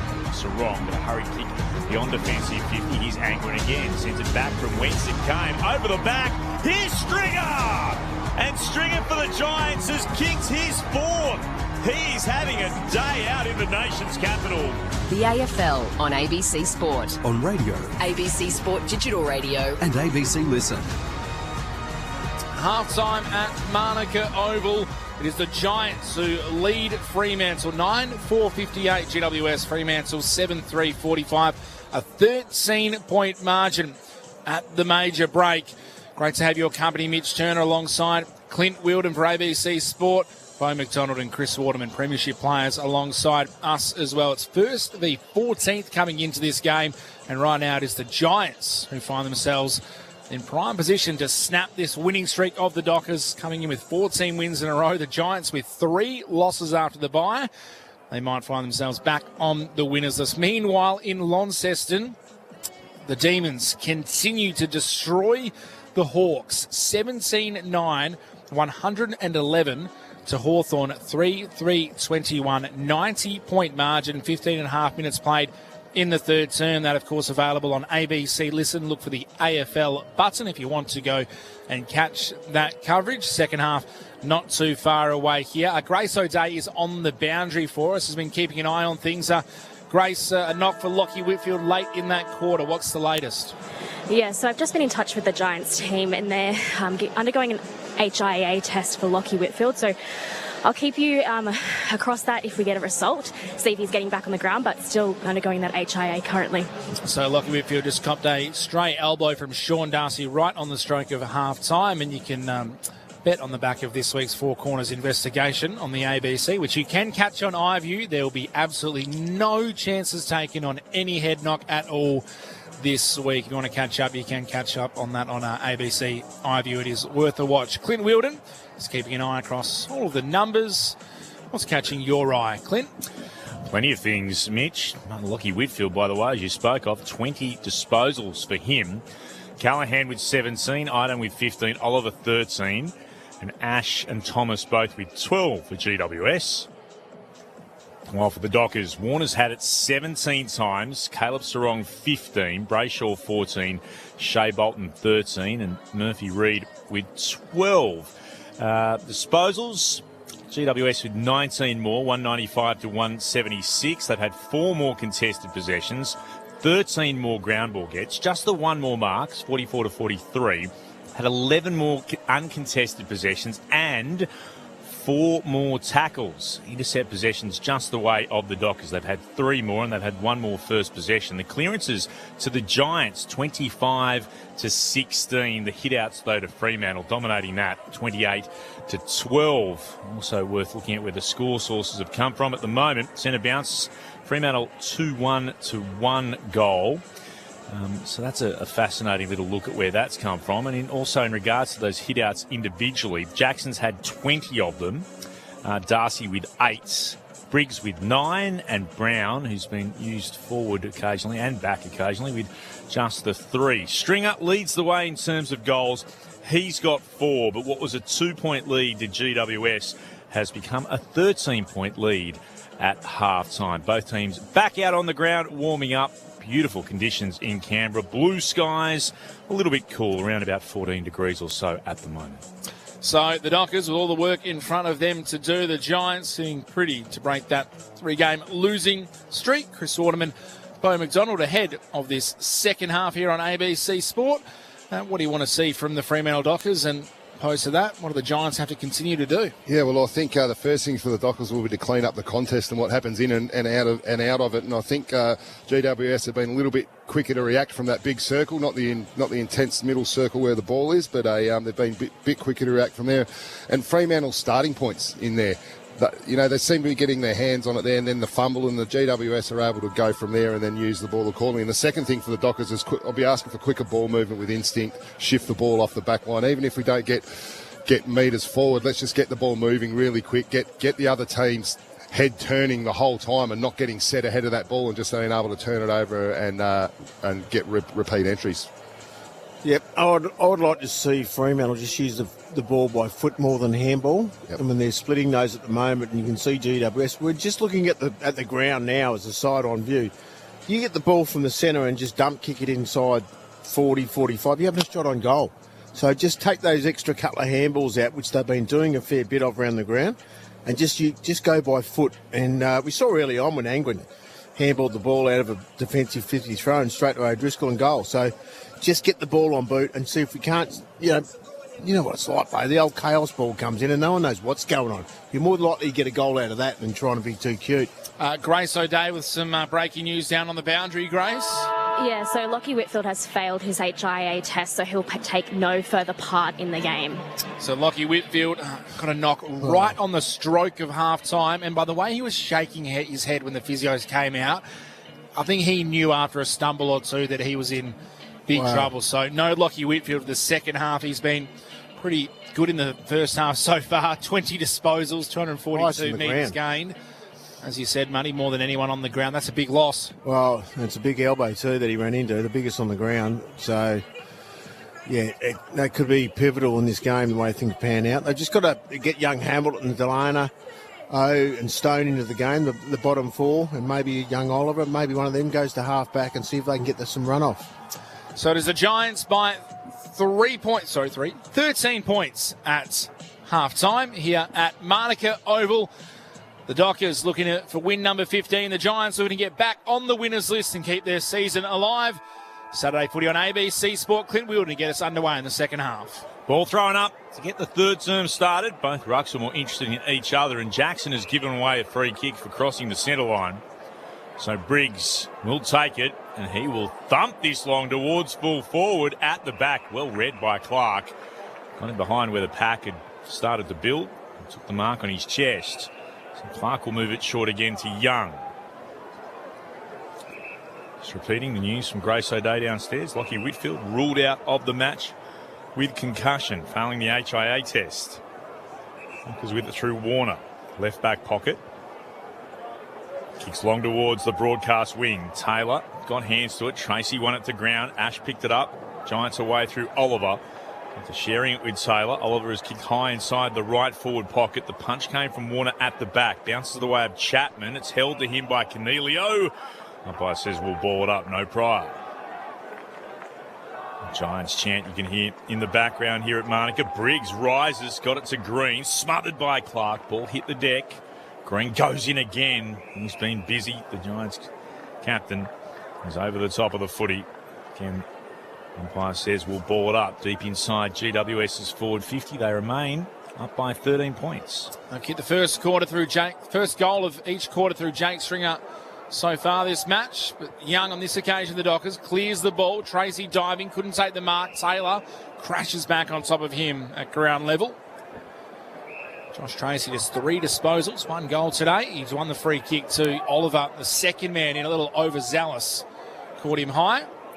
Tracy's kick across the defensive side of the centre square. Reaches Clark. Handball across to Chapman. His kick looking for Frederick. Punched away by Fonte, who did well. Followed up. Tackled by Alex Pearce. Lost it. Spilt though to Stringer. Clever little kick to half forward where Brown can take the mark. He can wheel and go from 49 metres out. It's not the most convincing kick from the Irishman. In fact, it misses everything. Goes out of bounds on the full. The Dockers have it back. Warner's kick, very dangerous to Hayden Young. Just inside the arc at left half back. He makes it work and takes the mark under pressure from Angwin. The shadows in front of the interchange benches is where Young kicks up the wing, flying from behind. Tracy starting to get himself into this contest. Takes the mark. Has a defensive side of the wing for the Dockers. So Tracy, long to left half forward, well read by Jackson. Himself in the best position, marked in front of Taylor. He'll steer it inboard. Flat pass to Brayshaw. Brayshaw goes on a little run. Put it into the left forward pocket. He wanted to try and find Voss. Couldn't mark it. Spill down to Stone for the Giants. Hand pass to Ash. His hand pass turned over to Sarong. Hand pass along the ground. Tracy got it back to Brayshaw. Kicks inside forward 50. Dudley waiting underneath it. Brown crashed in. Slapped it away. Spilled away of Angwin for the Giants. Now a chance for Bedford. Warner got a hand into it as it was knocked forward. Came down again to Johnson. Gave it to Sarong of the Dockers. Back inside forward 50. Voss couldn't mark. Brought it to ground. Himmelberg juggled it. Eventually he's able to gather and he'll kick towards the broadcast wing. Looking for Cadman over the back. Tries to tap it away from Cox. Cox knocked him to ground. Won the ball for the Dockers. able to gather, straighten up and go short up the wing to Brayshaw. Has options by hand to Sarong. Now to Johnson, running towards the 50. Takes a bounce, chips inside onto the lead of Amos, who had plenty of space. He's shaped to go long, Johnson, and then just pulled the kick, and Amos got away from Himmelberg. It was in the end. It'll have the set shot from directly in front. Well done, Johnson. He's grown in stature this year, and not just to quickly pull the trigger there, but just to identify invitational kick here there to Amos, who we haven't seen much of today. Jai Amos been a little quiet. This is just disposal number 3 for Jai Amos, who's having an incredible year. Looking for goal number 37. He puts it through the big sticks. Jai Amos gets his first of the day. 37th for the season. Fremantle close the gap to 7 points. 8-3-51 the Dockers. The Giants are 9-4-58. 4.5 minutes travelled third term. Saturday footy on ABC Sport. Chris Waterman and Beau McDonald, our experts. Well, it's probably second or third lead, mainly because of the pressure from GWS. They haven't been able to get, the Fremantle runners haven't been able to get that style of game going, and it's evident that they are kicking a lot more in this third quarter. Fremantle, they're trying to play that uncontested game. So that was a good lead, good kick by Jono, and good finish by Jai. Someone backed Jai Amos into return to form earlier in the year. It was very big on him staying in the side. His name was Chris Waterman, I think. He's now kicked 37 goals for the year. You're pretty happy with yourself, Muddy, I reckon. Leads the Dockers goal kicking. As Clayton Oliver got a hand pass through traffic towards Timothy Delana. Stolen away, though, here by the Dockers. Comes now to Jackson, and he kicks inside forward 50. Ball's allowed to bounce. Himmelberg slid over, got a hand pass. Ash broke the attempted tackle of Reed, and then takes a bounce. Arches the back, takes another bounce. Great run here from Ash. And now a third. He takes on Jackson as he kicks towards right half forward, and diving out, Toby Green marks.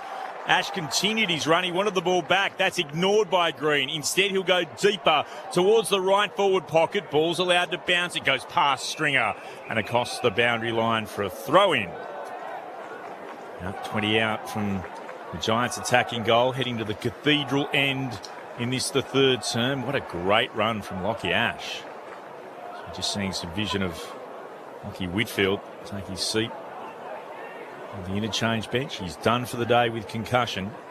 One down by Jackson from the restart. Warner tries to gather. There's a holding decision going the way of Fremantle here.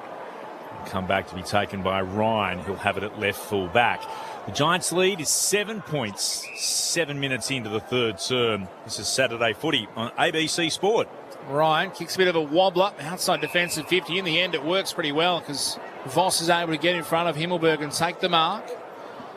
Wants to move it up the wing, slightly central. The kick for Murphy Reid was terrible. It only favoured Ash, who intercepts the ball, loops the handball across the run of Iden, who can chip it inside the centre square. Finds Delana. Wants to move the ball forward. Does so. Kicks up towards left half forward. Stringer at the back was able to take the ball on the bounce. Swings onto the right foot. Kicks long towards the goal. Through for a minor score. Cadman was there. He was bumped out of the way by Brennan Cox. At 1-2 the score. 9-5-59 GWS. Fremantle 8-3-51. 7 minutes travelled in the third term. Saturday football. Saturday footy on ABC Sport. Dockers have it on the broadcast wing, and Chapman fumbled it and then lost it over the boundary line and then awkwardly slid in a battle with Ash. Umpire gets involved, just tells everyone to calm down. Dockers just not taking the first one they see, the first kick they see. Brayshaw was on in the corridor then, just had to get it straight to him and shift the ball. Voice of Beau McDonald, Premiership player with the Lions, alongside Chris Waterman, Premiership Eagle. Here on ABC Sport. Jackson got it down. Spilled here to Erasmus, back to Reed, got upended, but not before he hand passed it back to O'Driscoll. Now to Jackson for the Dockers on the wing. Kick is more up in the air than forward and leaping up. Mark taken here by Sarong. We'll head to the boundary in just a moment. Sarong will kick inside forward 50, but turned over. Himmelberg marks and immediately plays on for the Giants, sending it to the outer side. Green marking just forward of the logo. Toby Green, influential today, spearing it towards left half forward. There's Stringer. He rolls around onto his right, kicks towards goal. He's missed to the left-hand side. Minus score. Giants lead out to 9 points. Let's head to the boundary. Grace O'Day. Yeah, for the Dockers, Hayden Young's just gone down to the rooms. He was getting a bit of work done on his hip or groin area, so I'll keep an eye across that. It's the last thing the Dockers would want at the moment, down by 9 points. Hayden Young, who's had an interrupted couple of years, playing game number 9 of the season. Clark, meanwhile, has it for the Dockers. Just beyond left half back. Chips it wide up to Brennan Cox. No one stands the mark. He's able to play on. Jackson flies in the pack. Couldn't take it. Voss tackled by Briggs over the boundary line. A couple of big men you wouldn't want to get between. It's a little bit too familiar with Hayden Young, isn't it? Coming off the ground injured this year. Kind of evens it out a little bit with Whitfield off the ground. Grace O'Day will keep an eye on that. Dockers kicking towards the pool end of the ground. Jackson in front, taps it down. She was looking for Sarong. Oliver got there first, went without it. Sarong goes back in, handball out towards O'Driscoll. Ball bounces away, back into the hands of the Giants. Comes to Clayton Oliver. Snap around the body, up towards Cadman and Cox. They're wrestling. Alex Pearce out to meet it.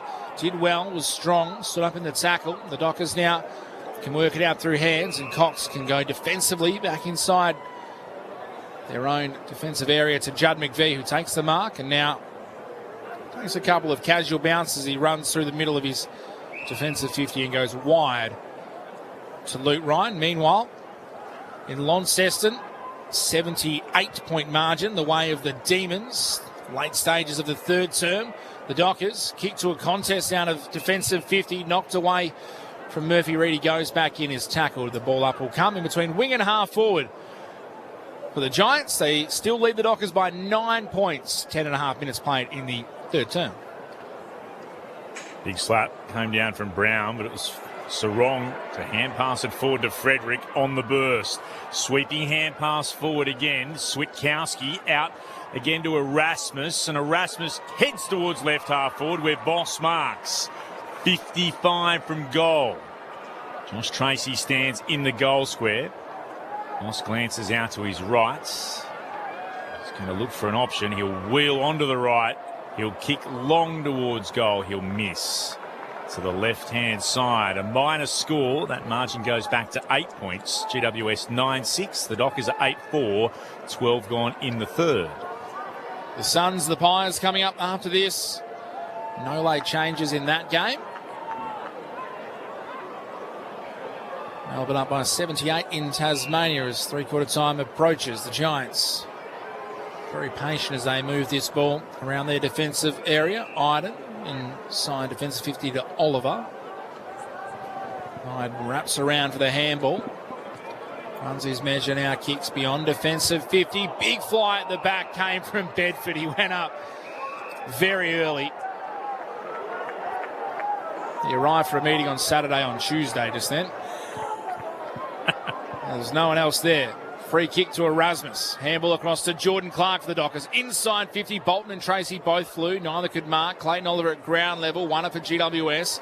Handball across to Lockie Ash. Off with a dash. This is something we see every week. Couple of bounces. Lost the strides. Undies hanging out. Eventually tackled. Oh, he took on as many as he could, Lockie Ash. Eventually Frederick got him. He had the rear end exposed with the budgies out. And he was caught holding the ball. It's a tough way to go. The Dockers have it back. Bit of fashion being shown too, not a single colour. Kick towards right half forward. Fonte won it down. Here's Sarong. Gets a hand pass inside forward 50. Switkowski straightens, steadies. And he's missed to the left-hand side. Got to give credit where credit's due. It was a great chase by Fredericks. It absolutely was. Just didn't give him up. Ash got past Sarong. And then Fredericks continued on, and then she was able to get him. Switkowski normally so much better from in front of goal like he was then, and only about 30 out. Minus score, Giants lead 7 points. Bad miss by one of the Dockers leaders. Himmelberg kicks it out, gets it back from his teammate. Now goes out wide to Taylor, who can handball forward to Harvey Thomas. Gets away from Bolton. Kick towards half forward's a good one. Finds the chest of Hamilton on debut. Changes the angle, goes inside 50 to Toby Green, who marks and just wants to make sure Cardiff Strong knows he... Well, if you're going to get a game next week, kick it to your captain. Yep, good shout. Best thing you can do. He's kicked 26 goals in 12 games in the VFL, Riley Hamilton. Hasn't got one today, but very good call, Chris Waterman. Mind you, your skipper was John Worsfold, wasn't he? So you weren't exactly kicking it to him during the glory years. Not for a shot on goal, anyway. No. Toby Green already has 2 today. He'll kick from right on the 50. He arcs around a little, delivers from 51 metres out. It is just away to the left. Had the distance, no worries. Minor score to the Giants. 9-7-61 GWS, Fremantle 8-5-53. 14 minutes gone in the third term. Three-quarter time, by the way, at Launceston. It is, what is that margin? 78 points the way of the Demons, of the Hawks. Darcy punches it back from whence it came, so it's gone to right half forward here to Bedford of the Giants. Goes it to Rouston. Rouston from hard up against the boundary and 50 out. Stunning goal. What a wonderful finish. Harry Rouston, just his 4th goal of the season, but the 21-year-old should be delighted with that effort. Darcy punching it back towards the Giants' goal. And they pounced on it, Bedford to Rouston. The Giants' lead is out to 14 points, 15 gone in the third. 10-7-67 GWS, Fremantle 8-5-53. No panic yet from the Dockers, but there would be starting to be some concerns for those in the purple. Well, you said it, Clint. Darcy has punched the ball straight back into the 50. That's what you want the GWS ruckman to do, get it back in the 50. He just needed to get a little bit more of an angle on his fist and get that heading out towards the boundary line. Just a really simple, fundamental thing. You don't get it right, repeat entry, and they score a goal. And we discussed at quarter time, 5 goals each, 10 goals in the first quarter. We're over halfway in the third, and there's only been 8 goals kicked since. The Giants have got their best stuff today. It was a great finish by Rouse, and he judged the win to absolute perfection. Back in the middle, Darcy won the tap, but Briggs wins the clearance. Long kick inside, forward 50 for GWS. Pearce tapped it away, and then McVie able to get it to a teammate. The Dockers clearing kick, though, will land on the chest of Fonte. On the West Aussie for Western Sydney, can bring the ball back in. Runs around. The man on the mark gets a high kick under pressure. Big pack forms. A lot of flyers. No one could take the mark. Hamilton went without it. Comes down the way of Cox. Now to Ryan for the Dockers. Again, they clear it out that eastern side. Tracy in front of Taylor. Big fist came the way of the Giants. Bounces through Cornelio, though. Matthew Johnson took it. He's tackled, coughs it up. Cornelio back onto it again. The Giants trying to loop it by hand. Outside defence of 50. Fonte was crunched by Tracy. Forces a turnover. Here go the Dockers. Handball forward by O'Driscoll. Murphy Reid takes a tackle. Downfield free kick coming, though. He's getting a bit of treatment from Toby Bedford. There's a sore Giant behind play. It is Joe Fonte who was crunched by Josh Tracy. And this will actually be 50 metres. Because that is the rule. If you handball it forward and then you are impeded, it's not downfield, you get a 50-metre penalty. It's going to go to Murphy Reid. It brings him within range. Gee, I wouldn't. Joe Fonte, there's a bit of size difference between Joe Fonte and Josh Tracy, I'll tell you that much. Just been a couple of things that Toby Bedford's done during the game that have just let himself down. Yep. He's had a pretty good game, I think. He's one of the guys that's got a job out there in the midfield. He's kept the pressure on him. He just could have done without that right now. He's jumped around on a couple of the Dockers' guns. Murphy Reid, set shot. The Dockers looking for a bit of a steadier.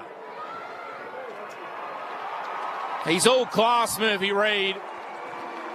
Gets his first goal of the game. He keeps the Dockers back within, just within 2 goals. 8-point lead now to the Giants. 9-5-59 Fremantle. GWS 10-7-67. 18 minutes gone. Third term. Half-time margin was 13 points. The Dockers are just making very small inroads. Mitch Turner alongside Clint Wheeldon. Chris Waterman and Bo McDonald, our experts. Well, that's why they're on top, the Dockers. They're not going to go away, and we've been speaking about it all game. It's going to take a four-quarter effort from GWS. Just watching Murphy Reid take off from that congestion there, runs past about 5 or 6 players of his own team and the other team. His just pace is amazing, and yeah, like you said, Muddy, that's a silly free kick, and he's really let himself down there to be able to give him an easy goal. I think it might have been Himmelberg back up the ground. I'm not sure. And the restart. Giants through Callahan. Just soccers it inside forward 50. Scooped up there by Brown. Chance to give it to O. And now to Bedford involved. Worked it on again towards Brown. Gathered under real pressure. Hand pass off to Canelio. Throws it on the right boot. Makes its way through to Hamilton. And the Canberran can't convert from about 20 out in front. He puts it to the right-hand side. A minor score. Giants put their lead out now to 9 points. What have we gone? 19 minutes into the third. Would you say he threw away his shot there, Hamilton? Boom, boom. Very good. Long kick out from the Dockers. Whistle blown. Free kick going the way of Briggs. It's against Voss. Briggs was sandwiched in between a couple of Dockers. Voss held the Giants' big man. He wins the free kick, kicks it long inside 50. Cadman at the front, off hands at the back. Ryan for the Dockers was there. Able to handball it out to Johnson. Takes a couple of bounces. Runs towards right half back. Kick has got to be a good one towards Amos, who's worked out of it by Iden. Giants had the numbers. Iden had the strength. Switches the ball back to the middle of the wing. 50 metres. Here we go again. 50 metres against Dudley. Going to Stone. It's going to bring him inside forward 50 and bring him into range.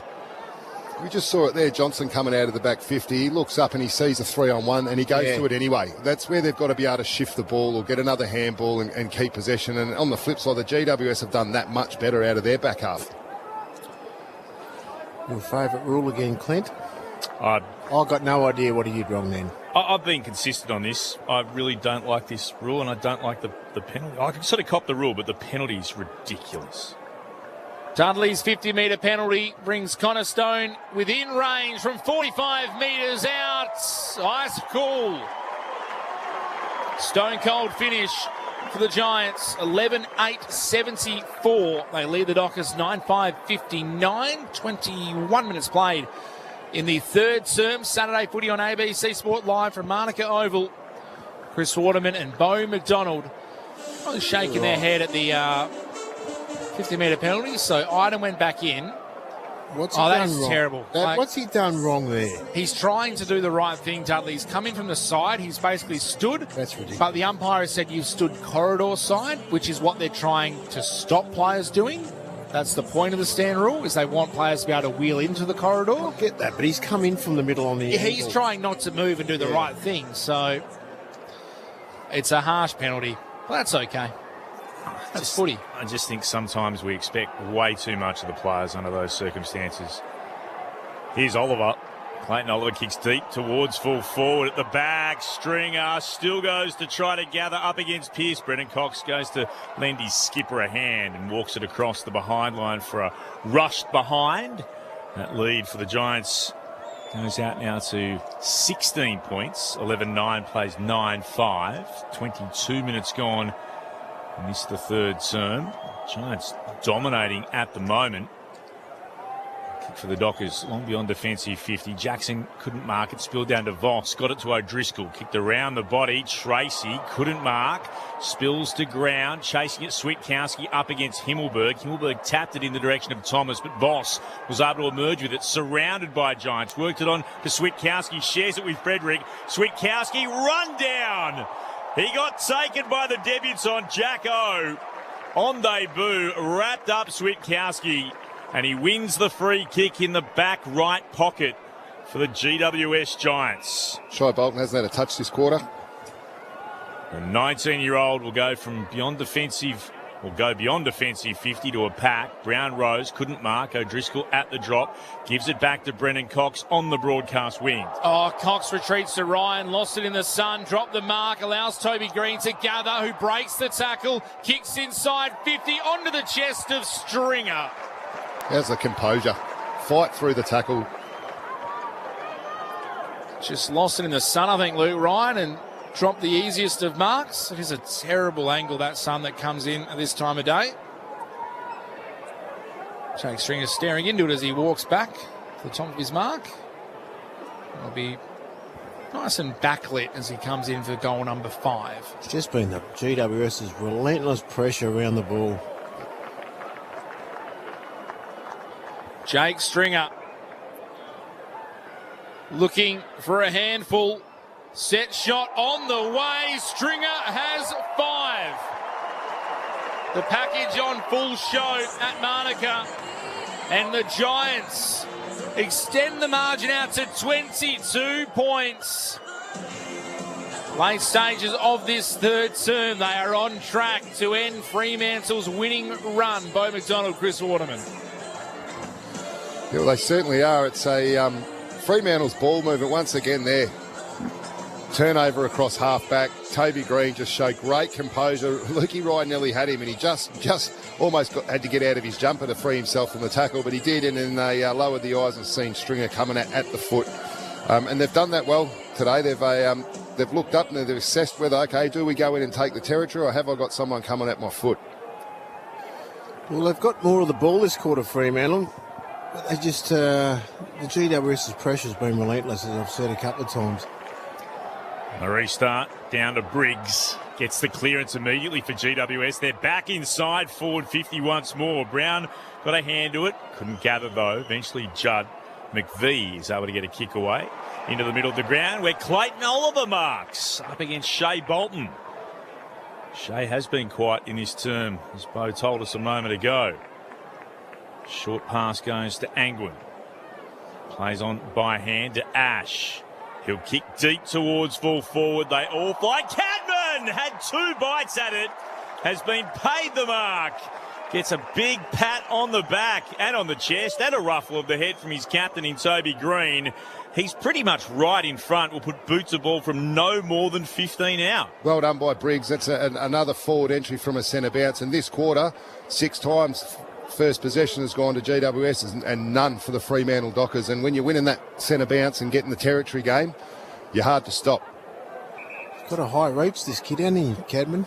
22 goals for the season, looking for his second of the afternoon. He's on the slightest of angles to the right from 15 out. He kicks another one for GWS. And Fremantle's winning streak of 14 straight suddenly looks oh so shaky. GWS 13-9-87. The Dockers are 9-5-59. It's now a 28-point lead at the 26-minute mark of the third.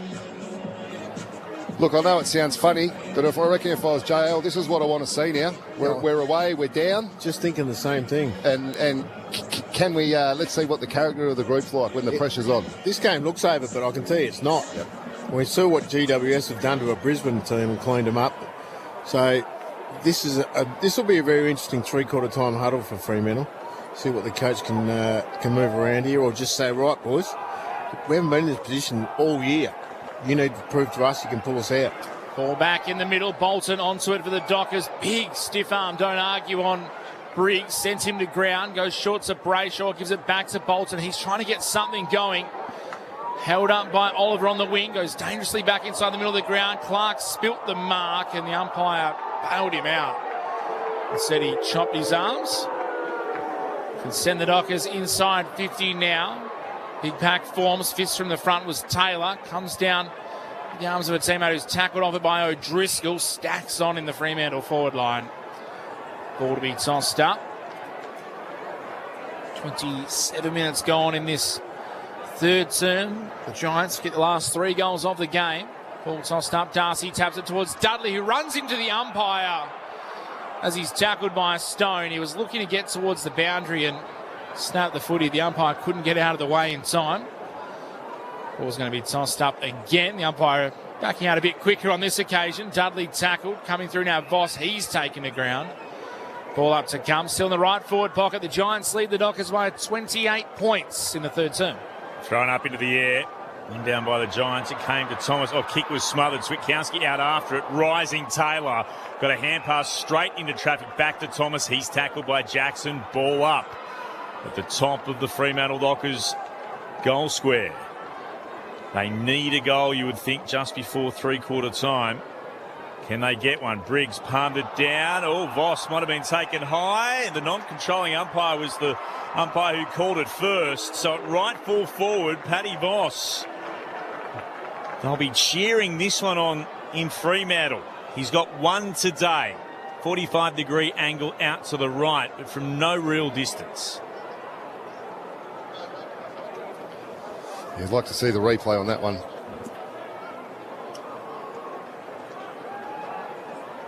Patrick Voss, 1-2 this afternoon. I feel this is a big moment in the game. As we close in on three-quarter time, Voss moves in and kicks his second. He liked it as well. The pony, he's up and about. He's on a little run to celebrate. It moves the Dockers back to within 22 points of the Giants. 29 minutes gone in the third. 13-9, 87 GWS. The Dockers move to 10-5, 65. This is Saturday footy on ABC Sport. Yeah, looking at the replay there, he's... got him around the throat. Briggs got him high. Yep. Briggs got him high. From memory, the Dockers have never come back from this march. They have not. Looks great. Certainly not this year. Well, they've never come back from more than 18 points at three-quarter time is their biggest. Well, they've done a lot of deficit. things they haven't done before this year, so I wouldn't put it past them. Very good shout. They came back from 15 points down against Hawthorn at Perth Stadium earlier this year, which was the game that made Wolfie time famous around the nation. If you're a Docker and you're listening in the crowd, you can hear the Freo chant going around. If you've got a bell, big maritime one, you might need to start whacking it pretty soon. Take Wolfie time on the road from the middle of the ground. The Dockers trying to run the ball away. Free kick's been paid. It's going the way of the Giants. Callum Brown receives it. Contact below the knees, the call. The Giants have one last chance to go inside 50. Brown gets told, get a wriggle on. Seconds ticking down. Long kick inside 50. Off hands at the back. Harvey Thomas can't beat the siren as he's tackled. For a moment, the Dockers thought they'd given away a free kick on the siren. Not to be. The Giants have extended their lead out. From half-time, it was 13 points. They head into three-quarter time with a 22-point lead now. And they have 1 foot inside. Return to maybe potentially playing wild card football. They are up on the Dockers at the moment. The goal kickers, it's been a throwback day for Jake Stringer. 5 goals for him. The other goal kickers for the Giants, 2 apiece for Toby Green and Aaron Cadman. Singles for Cornelio, Stone, Rouston and Callum Brown. For the Dockers, 2 each to Luke Jackson and Patrick Voss. Singles to Bolton, Murphy, Reid, Jai Amos, Neil Erasmus, O'Driscoll and Tracy.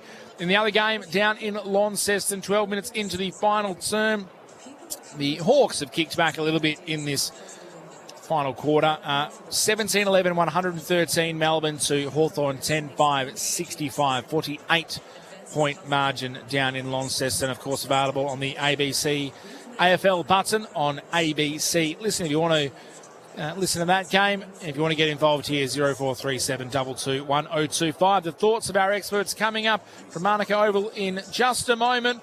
This is Saturday Footy on ABC Sport. From Olympic glory to criminal infamy. I went straight to the dark side. In an ABC News documentary. I didn't fear prison, I didn't fear anything. Deep End, the Scott Miller story. Streaming now on ABC iView. This is the 2026 AFL Premiership season with ABC Sport. Now to Johnson, running towards the 50, takes a bounce, chips inside, onto the lead of Amos, who had plenty of space. Jai Amos was having an incredible year, looking for goal number 37. He puts it through the big sticks. Jai Amos gets his first of the day, 37th for the season.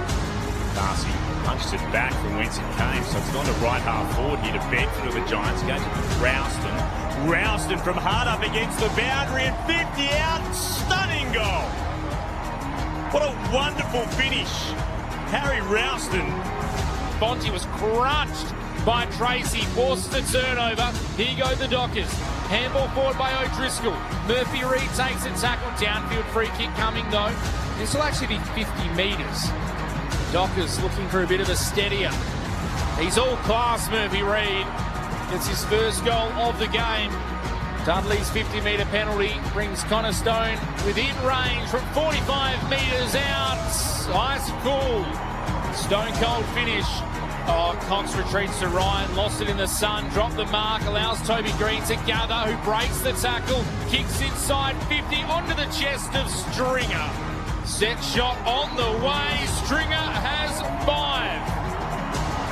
The package on full show at Monica, and the Giants extend the margin out to 22 points. He'll kick deep towards full forward. They all fly. Cadman had 2 bites at it. Has been paid the mark. 15 out. He kicks another one for GWS. And Fremantle's winning streak of 14 straight suddenly looks oh so shaky. The AFL on ABC Sport. On radio. ABC Sport Digital Radio. And ABC Listen. The Giants leading the Dockers at 3-quarter time at Monica Oval. Fremantle on a 14-game winning streak. Now up against it to make it 15. The Giants look like they will rejoin the winners list. 9-4-58 GWS. Fremantle 7-3-45. Do the ladder leaders have... Sorry, that's the wrong score. It's a 3-quarter time score. 13-9-87 GWS. 10-5-65 Fremantle. Do the ladder leaders have anything left to muster before we hear from our experts here on ABC Sport? Chris Waterman and Bo McDonald head down to the boundary where Grace O'Day is. Grace. Yeah, I've just got an update on Hayden Young from the Dockers. So he'll be ruled out for the rest of the game with a groin issue, so he'll take no further part. That is a massive blow for the Dockers, not really just for today, but for the season. Hayden Young again struck down by injury, out for the rest of the game. Lockie Whitfield already ruled out for the Giants, had 20 touches in the first half, copped a blow just before the siren, and has failed a HIA. Bo McDonald, Chris Waterman, our experts for ABC Sport. Well, the Dockers have found different ways to win throughout this season, and now they've got to find another way. 22 points down at 3-quarter time. I can't recall that happened to them this year, so it's a... Look, we spoke about it during the call in the third quarter. I think for Justin Longmuir, there'd be a little bit of excitement's not the word, but let's see if my boys can put the last 3 quarters behind us and just throw everything into the wind, play on, shift the ball quick, move it quick, trust our skills. We haven't seen a skillful Fremantle Dockers team today. GWS have made them use the ball slow. We've seen a lot of long down the lines, and it'll be interesting to see if they can play their way out of it. Yeah, no, it will be. Look, Young's disappeared in that quarter. I mean, Whitfield went out, didn't play that quarter. He's out for the game, but interestingly, he's still the 4th highest possession getter on the ground. I mean, it's that type of game that no one... I think Oliver's been terrific. 6 clearances. He's been the catalyst, I think, for GWS, along with Jakey's 5 goals. Yep. But Bolton's just disappeared. With that fierce start, Lukey Jackson has just really gone out of the game. So there's some key. And then you take Young out and you say, well, you know, if we could limit Jackson, Bolton and Young in the second and third quarter, how would we be still in the game? Well, they've done that, and they're nearly 4 goals up. I think you just mentioned Jackson there. Briggs has matched him perfectly. He's clearly not as good as an athlete, but they're level pegging at the moment at 3-quarter time. So it's been a good job by Briggs. Just quietly, In Launceston, they were 96 points up halfway through the third quarter, Melbourne. It's 36 points, back to 6 goals, 18 minutes into the last. They are coming with a flurry, Hawthorn. Any numbers that stick out to you, Clint Wheeldon? Yeah, scores from turnovers, 20 points in favour of GWS, 7-4 to 4-2. Regards to disposals, Sarong leads all comers, 23 touches, Warner with 21, Brayshaw 18, Oliver with 22, Whitfield, though he's out of action, still with 20, Einan with 19. Hit-outs 37 and 19 to Fremantle, but it's the Giants who lead where it matters. They've got their big guns in the middle of the Dockers. Jackson taps it down. Green sharks it for the Giants. Gets a quick kick forward. Bedford couldn't take possession. Coming through and going without it was Hamilton. Ball ricochets towards the Giants forward 50. Sarong wins the race back. Handballs over the top, looping one into the path of Chapman. Pushed off it by Brown. Cornelio gathers. Kicks inside forward 50 for GWS. Pearce out to meet it. Stringer got a little shove on him. Worked him out of it. O'Driscoll though for the Dockers. Through traffic, was composed. Got it to Ryan. Now to Warner. Fremantle by hand. Out to Clark. Runs his measure, takes a bounce, got a big shepherd from a teammate from behind as well. Able to handball it forward to Frederick. Kick inside, forward 50. Can the Dockers find a mark? No, Fonte punches it out of bounds. West Australian. Joe Fonte's cousin, of course, plays for the West Coast Eagles AFLW side in the West. Ella Roberts, one of the out-and-out stars of that competition. The Dockers in his fourth term, kicking towards the Cathedral end of the ground, trying to wipe away the Giants' lead. Ball back into play. Overrunning it was Angwin. Onto it, Oliver. His handball, a little hot for Stone. Now gathers, tackled by a couple of Dockers. Angwin rips it out. Handballed it straight to Fremantle. O'Driscoll looking for Murphy Reid. Couldn't find him. Ash again breaks a tackle. So good for the Giants. Taylor's kick, though, was smothered. Ball comes back to Taylor. Kicks beyond defensive 50 to the wing. The Dockers all at sea. Eventually win the ball, though. Clark picks it up off the ground. Arches the back. Kicks inside, forward 50. Amos one-on-one with Iden. It goes over the top of both in the wrestle and is through for a minor score. 10-6-66 Fremantle, GWS 13-9-87.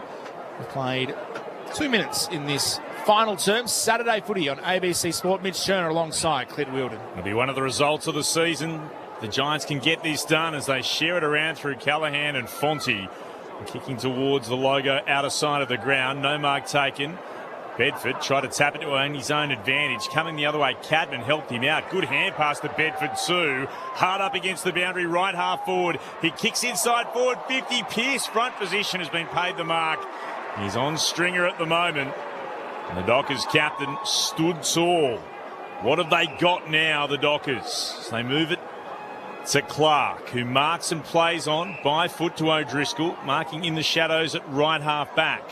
He'll head in the direction of the logo, where it's taken by Chapman, who plays on immediately. Spears a pass inside forward 50. Amos dropped what he couldn't really see. I think he lost it in the sun again. Spills out though to Reid. 50 from goal. Kicks long towards the goal square. Punched by Idun.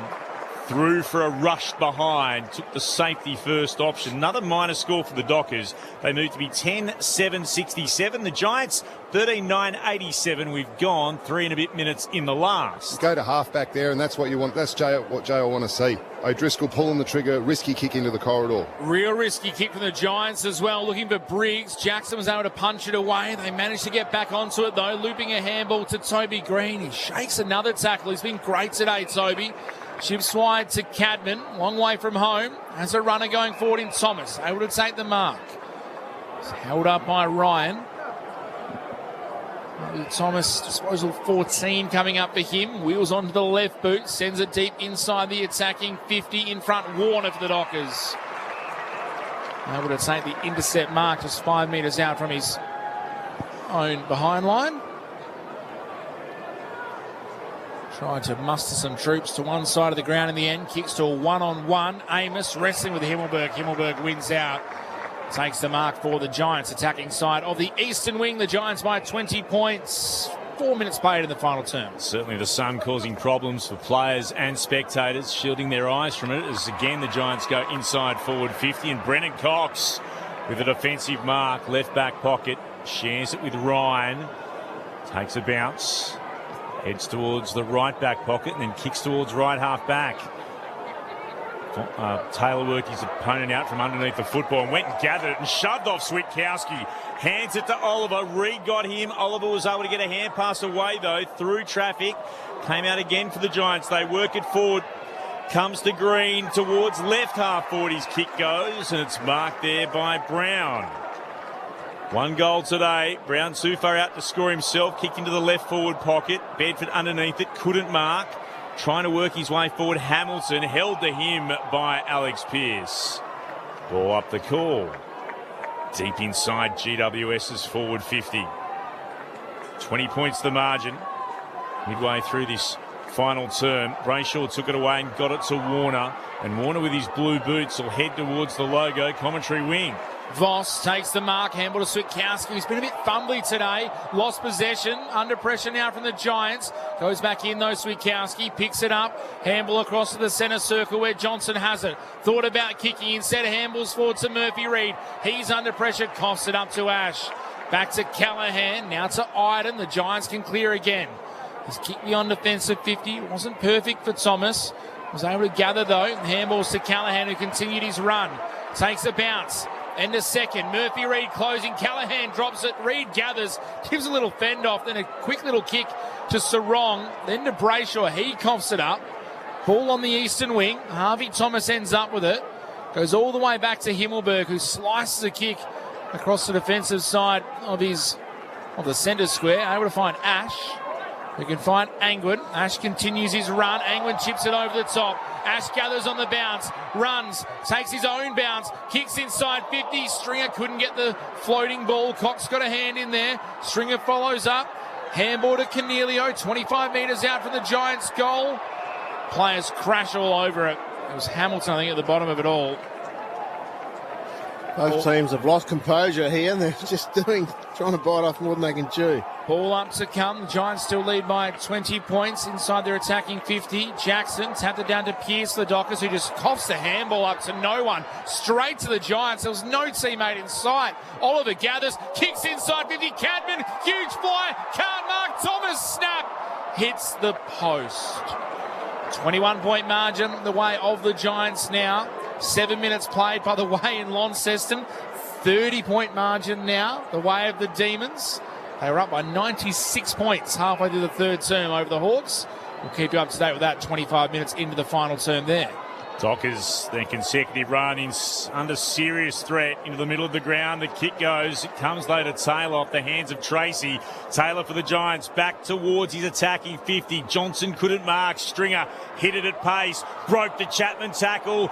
Wrapped up by Sarong holding the ball. Just tried to take on one too many, the big Giant.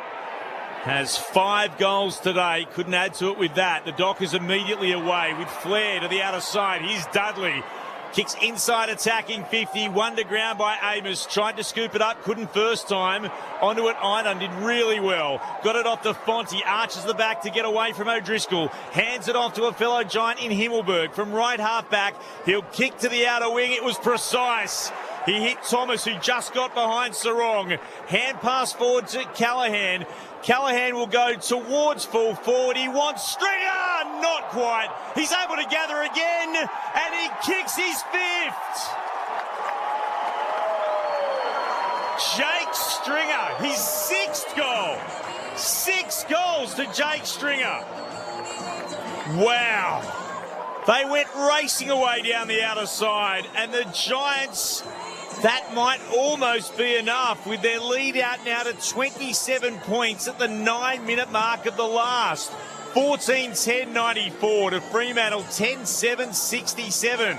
The last time Jake Stringer kicked 6 goals, which is an equal career high, was round 4, 2015. It's been 11 years since he's done this. 6 goals to Stringer. The Dogs beat Adelaide that day. I was going to say, the Dogs won. 26th of April, wow. Great effort by Jakey. It's just been a real fumbly last quarter, but that's the pressure. I mean, no one's really showed a bit of that real composure, and geez, there was some hit-ups there from GWS. They could have taken the easy options, but they're going about the hard way. Plenty of time left in this game, but it almost feels like party time for the Giants. Free kick in the middle going their way as well. Clayton Oliver wins it. Handball across to Lockie Ash. Run and flare. Kicks inside the forward 50. No mark taken. Hamilton, Toby Green somehow manages to get a kick forward. McVie, the first one on for the Dockers. Ragdolled in a tackle by Cadman, who rips his Guernsey over his head and lets him know about it. Just got McVie beautifully and slung him to ground. It was a little dangerous, but the momentum was going that way. The ball's rolled out of bounds. Tossed back in. Darcy v. Briggs. Neither get a hand to it. Coming through. Quick kick from Hamilton. Couldn't find the goals. Ball ricochets back into the pack. Quick kick going towards the goal. Bouncing ball goes through for a minor score. The Giants now 14-11-95. Fremantle 10-7-67. 10 minutes played final term. And bring the ball back into play. Taken by Switkowski on the wing for the Dockers. Trying to get away from O, was able to hand pass it off to Sarong. Defensive edge of the centre circles, kicks towards left half forward, marked there by Voss. He's 2 kicks from goal. Takes some steps forward, now from 52 metres out, goes towards full forward. Jackson couldn't mark. Erasmus at the drop. Snaps around the body. Was it touched on the way through? Yes, it was. Minor score for Fremantle. They desperately need some goals. 10-8-68 the Dockers, 14-11-95 the Giants. And we've travelled now 11 minutes into the final term. Himmelberg, kick in duties, not 15, says the umpire. I reckon it blatantly was. Ash called to play on, tackled by Murphy Reid. He holds it for an eternity as he spins 3 times. Eventually, he was dacked again, Lockie Ash. He needs to tighten up the drawstring, and it's a holding the ball decision going to Murphy Reid. But that was maybe 15 metres. They might be. Maybe he's just saying, grab me by the dacks. The budgies are exposed. That looked like it was a 15-metre kick, though. It looked like it went halfway through the 50. Umpire caught him to play on, and he got caught. By the way, the game at the margin is now 29 points. Very late stages, though. The Dockers really need this one, and Murphy Reid catches it thin and misses to the near side. 10-9-69 the Dockers. The Giants 14-11-95 margin, 26 points, 12 minutes played. Final term. Saturday footy on ABC Sport. Mitch Sherner alongside Clint Wheeldon. 4 behinds this term the Dockers have kicked. It's 1 goal, 2 from the Giants as Oliver has it in the right back pocket. Clayton Oliver heads towards the southern wing. Darcy provided the contest for Fremantle, brought it to ground. McVeigh tried to hand it off. Stolen away here by Thomas. Pops a hand pass over the top. Lana involved again as GWS finds Stringer hard up against the boundary. Played on from beyond the boundary, mind you, and then centres the football, and underneath it, the debutant in Riley Hamilton. Marks in front of the big sticks. The Canberran can go back and have a shot. He'll start in line with the left-hand goalpost.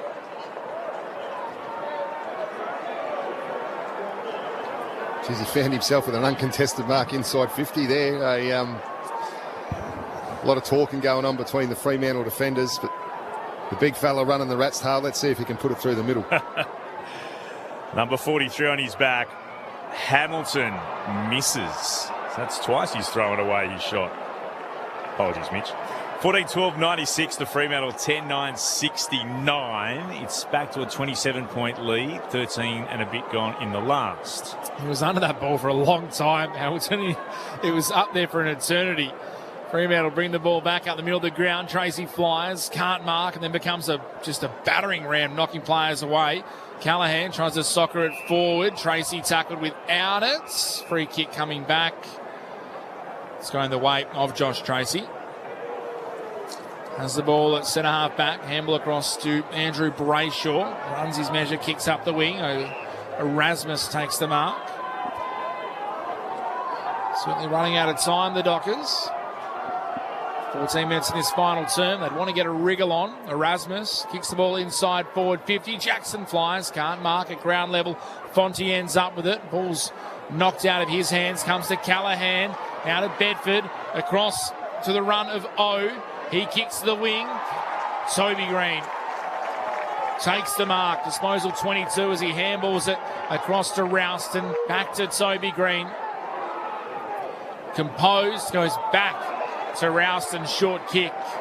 Marks just in front of the interchange gates. They look the better side today, the Giants. Controlling possession now. Rouston's kick was almost turned over. Just managed to get to Ash in the middle of the western wing. Now Ash plays on. Shock horror to see him running with footy in hand. He kicks inside 50. Cadman presents. Cadman marks. Oh, this is their day, the Giants. This is going to make it very hard for the Dockers. Yeah, I thought they were just going to try and play time there for a bit. And you look at the clock, 8 minutes to go. They've just got to keep scoring. They should go for as big a score as they can here, GWS. They're looking to bring up the ton as Cadman has the set shot. Comes in, it's swinging back from left to right. He can't get there. Only two sides have kicked 100 points against the Dockers this year. Geelong in round 1 and the Bulldogs in round 8. GWS on 97, lead by 28 points. Warner, the on-defensive 50. Oh, big collision on the logo. The back. Brown tries to gather, couldn't against Tracy. Taylor goes over the top. It's held into him by Tracy. There'll be a ball up. Hawthorn's winning run in Launceston has come to an end. The Demons officially by 35 points. After 12 straight wins by Hawthorn in the Apple Isle. The kick from the Giants after they win it back comes towards Bedford. Bursting away. Thomas takes a bounce from left half forward. Kicks the full forward. Alex Pearce up against Stringer. Ball bounces away from Stringer. Frederick got there first. Under pressure, hand passed away to Clark, diving backwards. Stringer in the right forward pocket has snapped towards goal. That is his 7th. 7 for Jake Stringer. It's a day for streaks to end. Hawthorn's 12 straight in Launceston comes to a halt. The Dockers' 14 consecutive wins will stop here in the nation's capital. The Giants, they put their lead to 34 points. 15-13, 103 to Fremantle, 10-9, 69. 7 goals, a career best for the 32-year-old Jake Stringer. Geez, he's been good today. Even after the contest, he sprints away from it to go and put the pressure on and create the turnover, and then gets involved back and kicks the goal. Look, how do you bottle this, Muddy? Because whenever we've seen him do this 5 or 6 times in his career. How do you do this every week? Because it's sensational. Been his second and third efforts. He's been out of contests and got back into them and scored 2 or 3 goals that way. So, great effort. He must be negotiating an extension, Jake. Yeah, it must be. That's it. That's what they say. The greatest players of all time are Lee Matthews, Gary Ablett Sr., Jake Stringer in a contract year. Ball back in the middle. Bolton takes it for the Dockers. Kicks inside 50. Taylor couldn't take the mark. Ricochets off Amos. Angwin is there. Gets it across to Iden. The Giants through hands. Work it out now. Callahan takes a run. Takes a couple of bounces. Handballs inboard. Finds a teammate in Harrison. Oliver is crunched by Brennan Cox. Holding the ball called. The Dockers will take it away. Sarong runs, bounces, handballs to Dudley, now to Bolton, now to Switkowski, runs to 45, kicks on goal and misses. Sums the day up for Freo, doesn't he? Just wasn't decisive, didn't kick through the ball. 10-10-70 for Fremantle, 15-13, 103, 19-minute mark approaching us. 4th term, Saturday footy on ABC Sport. Fremantle fans, if you're listening, you want to send us a text, 0437 22 1025. We'll be with you for about another half an hour or so. We'll try and get some reaction from certainly the Giants after they have, well, no Giant slaying today by any stretch. It kind of is a Giant slaying, isn't it, Clint? It is. They've slayed a Giant. They have slayed a Giant. Top of the ladder, unbeaten since round 1. Fremantle. Their streak will end today. Here you go, the Giants again through Idun. Kicks towards the eastern wing. Darcy couldn't mark up against Cornelio. There's a push here. That's the reason Darcy fell to ground. He'll get the free kick as well. Slung back in his direction.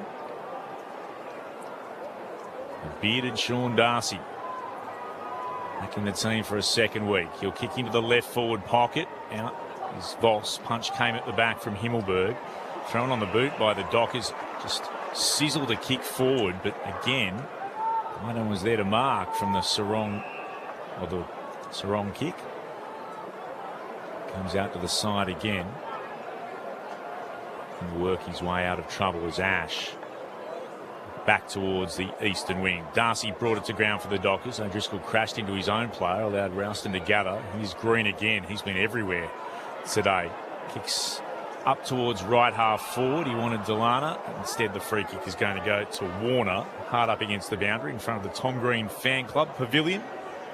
Warner sends it back towards the eastern wing. O'Driscoll dropped the mark he probably should have taken. He follows up and he wraps up Oliver.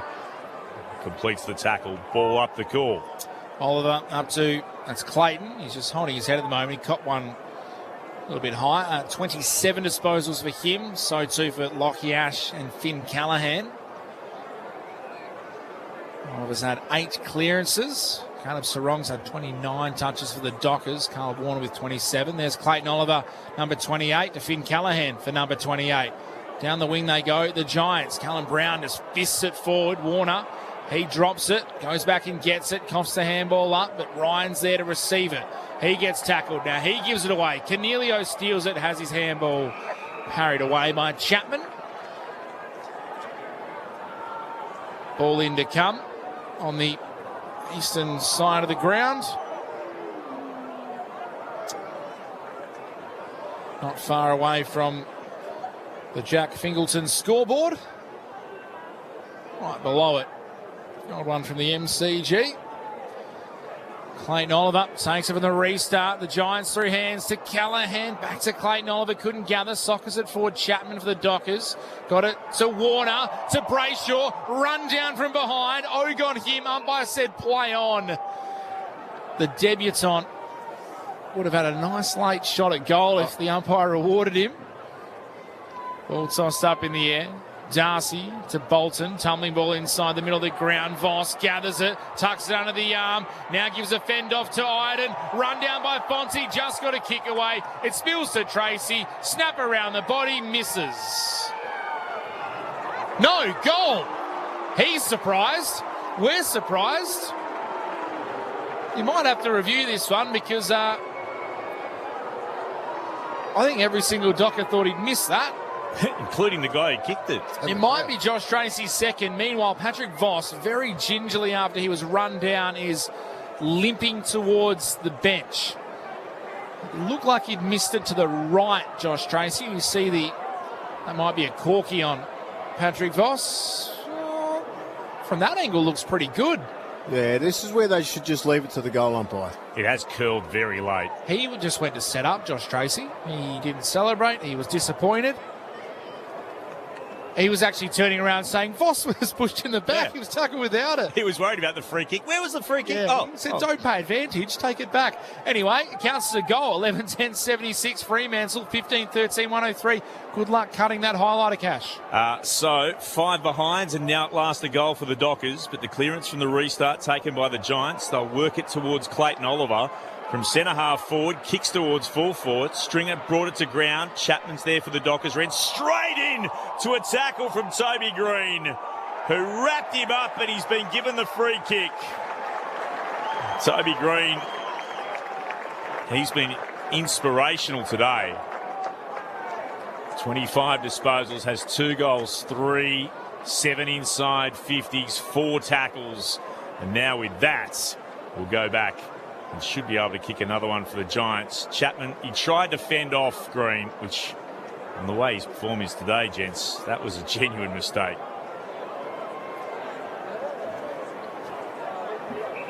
Toby Green.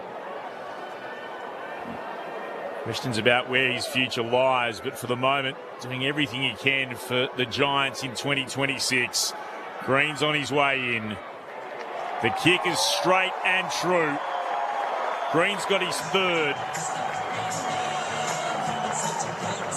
It's all about the Giants in the nation's capital. They lead by 33 points now. 25 minutes gone in the last. 16-13-109 to 11-10-76. This is Saturday Footy on ABC Sport.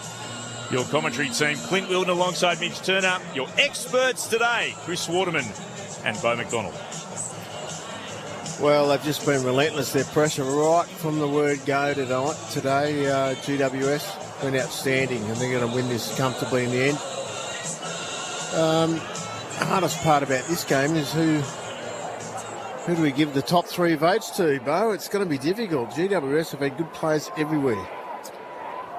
Ball back in the middle. Jackson following up his ruck work. Sarong sockers it off the ground onto the chest of Lockie Ash at centre half back. 25 minutes played. Final term, Monica Oval. Clayton Oliver, another possession for him. Short up towards Green, a little high for Toby. Ball comes down the way.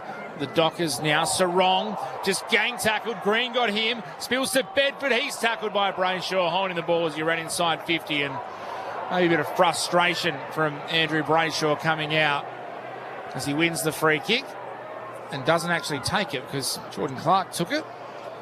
Kicks it up the ground. Dudley takes possession, chips inside forward 50. Darcy diving, sliding, couldn't take the mark, and then just has Fonte all over him. Back to Dudley, snap towards the top of the goal square. Connor Iden punches the ball out of bounds. Should be in the earlier game in Launceston, which finished not too long ago. It was the Demons who defeated the Hawks by 35 points. Here at Monica, Jake Stringer has a career best 7 goals. It was his best return since 2015. Now it's his best return ever. Ball toss back into play. Jackson trying to take it out of the ruck. Dudley spinning through traffic, dribbles on goal. Beautiful finish by Isaiah Dudley. It'll mean very little in the context of the game. It was a lovely finish from Isaiah Dudley. But the celebrations certainly don't match the moment because it's all over for the Dockers. 12-10, 82 Fremantle, 16-13, 109 GWS. 27-minute mark approach. It's a cracking goal, but it just means nothing. Fremantle were able to make the stoppage really big, give him a lane to work through, and they, for most of the day, the Giants have been done really well at congesting that up.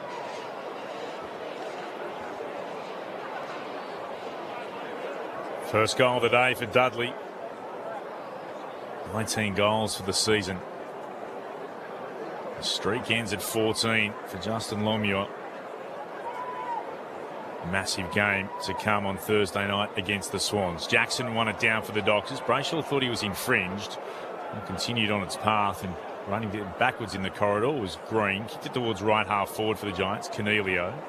Delana couldn't take it. Stolen by Jackson to O'Driscoll, who looks to move it short to Bolton. Bolton will go up the corridor, inside forward 50, stretching Tracy, and he marks.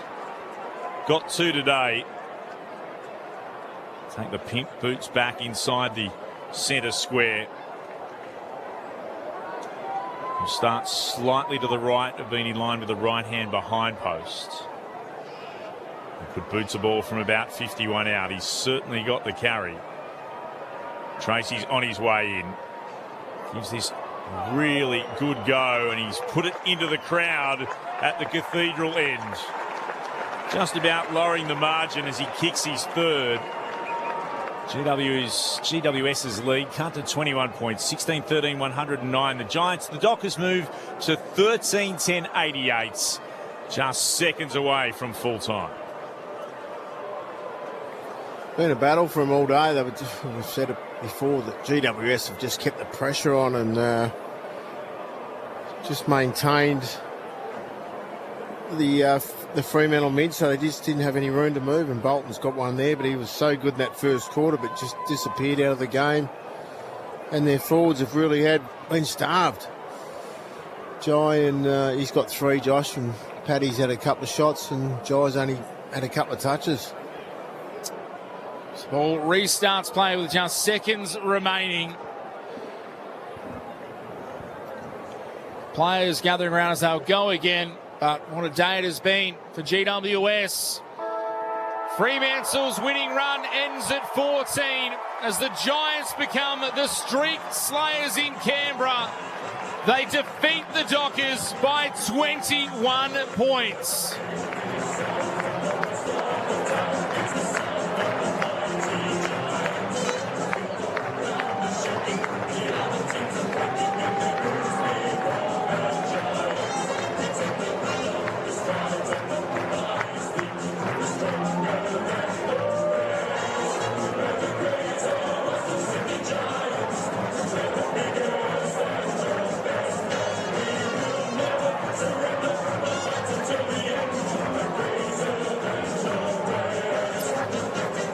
The Giants led by 2 points at quarter time, by 13 points at half time, by 22 points at three-quarter time, and they finish 21-point winners over the Dockers to get back on the winners list.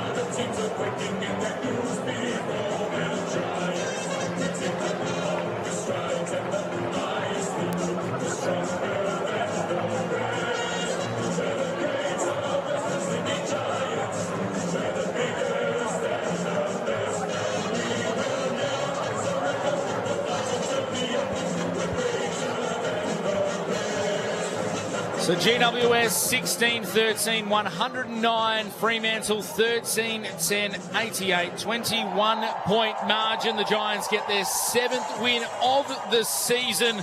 Fremantle, they suffer just their 2nd loss. Their first loss since round 1 when Geelong beat them at Kardinia Park. It ends a run, as I say, of 14 straight victories for the Dockers. There will be no fairy tale 15 in the nation's capital. The goal kickers for the Giants, a career day for Jake Stringer. 7 goals for the package, a feat he has never reached before, and he becomes just the 4th Giant to kick 7 goals in a game, joining the company of Jesse Hogan, Jeremy Cameron and Toby Green, legends of the football club. 3 goals to Stephen Cornelio, 2 to Aaron Cadman, and 3 goals to Toby Green, 2 to Aaron Cadman, singles to Cornelio, Stone, Ralston, Callum Brown.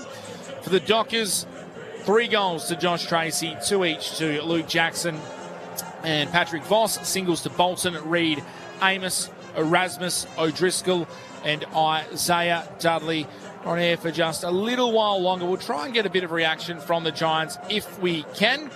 Given a massive result for them today, we should be able to get down to Grace O'Day, who hopefully will have Connor Iden very, very shortly. But our experts, Premiership players, Bo McDonald, Chris Waterman, what do you make of that? What a great result for the Giants. Yeah, we were just sitting going back and forth, going, who are we going to give the votes to? There was plenty of good efforts. I want to give a shout out to Big Briggs in the ruck. He had 5 clearances and Luke Jackson had 0. And if that was the other way around, it really would have helped Fremantle. So that was a good thing to get their day going. Obviously, Stringer kicked a lot of goals. But the backs were great as well. I love watching Sammy Taylor, the Great Swan Districts man, play. He's a terrific competitor. Iden was good, but a lot of that come from the pressure that GWS were able to put on the Dockers from the forwards and the mids.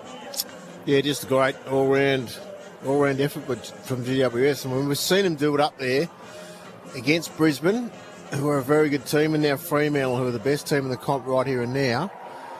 So they just need some soldiers back. I'm not sure they're going to get a whole lot back this year without Tom Green out for the year, but they are a team that can just jump up and get you now and then. But their pressure today it was all about pressure and maintaining that Fremantle didn't get their running game, and they've ended up with 15 more inside 50s, which just gave them the opportunity to put the score on the board. They just needed someone to stand up. Jakey Stringer did that. He got his 7. And their back half, you mentioned Sammy Taylor, well, going to have to give a shout out to Lockie Ace, who's nearly got 700 metres gained. And Connor Iden was outstanding. Himmelberg was good. Young Harvey Thomas on the wing was outstanding. I mean, Clayton Oliver and Finn Callahan, both 30 in the middle. So just not enough from Fremantle. Carl Warner will probably give a vote to. He was very good down back.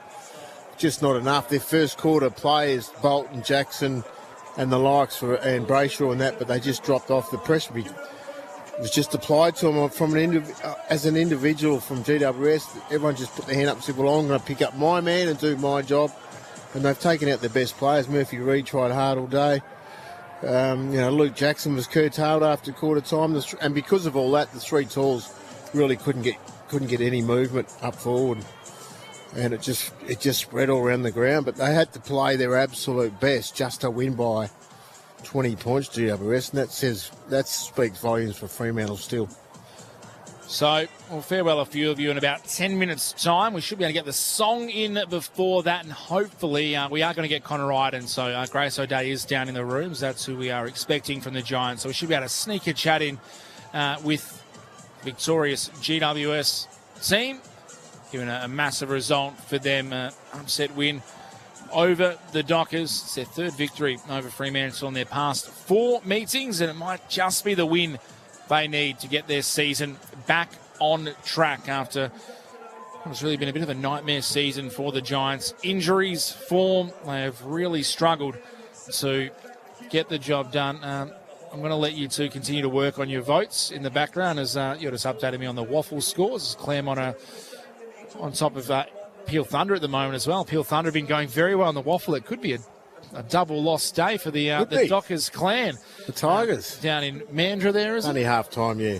That's okay. They did lose Jeremy Sharp pre-game to illness in the waffle. So, and Jager O'Meara, Chris Sherry were the emergencies held over in Canberra. For the Giants, though, resounding victory today.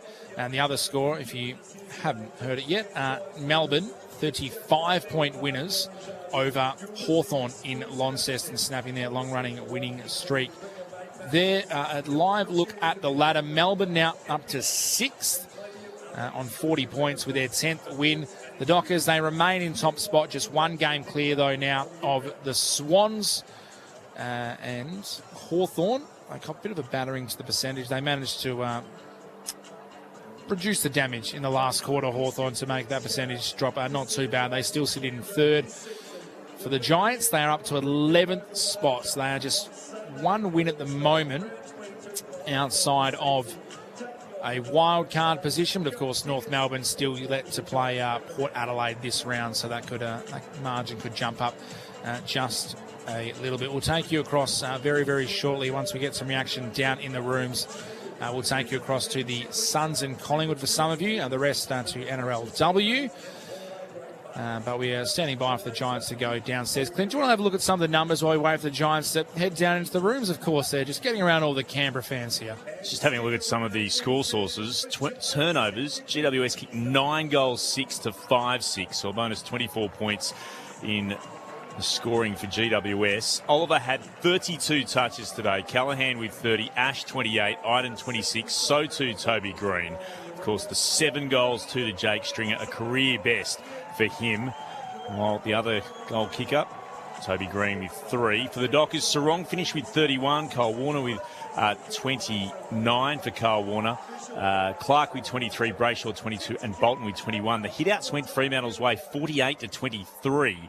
Briggs had 19, Jackson had 32, and Darcy with 16. Let's head down into the Giants' rooms. Grace O'Day's there for the club song, and they are up and about, ending Fremantle's winning streak. That stops at 14. The Giants ending their own losing streak. They lost the past 3. I reckon they'll sing this with a little bit of gusto, Grace. Yeah, definitely. We'll sing a lot of gusto. They're about to start. They're all circling up, grabbing the Gatorade. So the team song coming very shortly.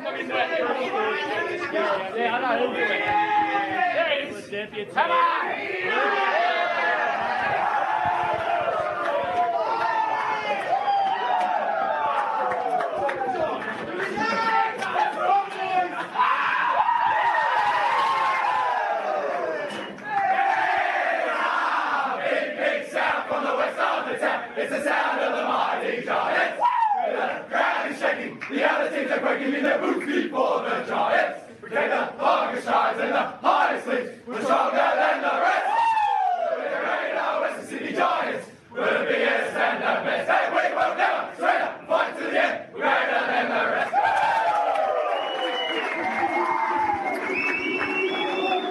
Very happy GWS side down there, Grace. So we'll try and get back to you in a moment. Hopefully we can wrangle one of those Giants before we have to say goodbye to part of our audience. The rest of you, we'll hold on to you before we send you to Gold Coast and Collingwood so we can get a chat with the Giants down in the rooms. That game is underway, though, Clint. The score early on? The Magpies have kicked the opening 2 goals, so 2 straight 12. The Suns yet to score, opening 8 and a bit minutes there on the Gold Coast. I could see Grace O'Day down in the rooms as well. I could see her in the background just trying to stay out of the sports drink splash, and she'll let us know when she's ready to go, but I think she'll have one of the Giants players very, very shortly. It's a big win for GWS. There were plenty of questions being asked about them. They've got so many players missing, 15 unavailable on their list, whereas Fremantle didn't have a single player unavailable who you would expect to be in this team. And they've found a way to win in their home away from home. It's a great effort.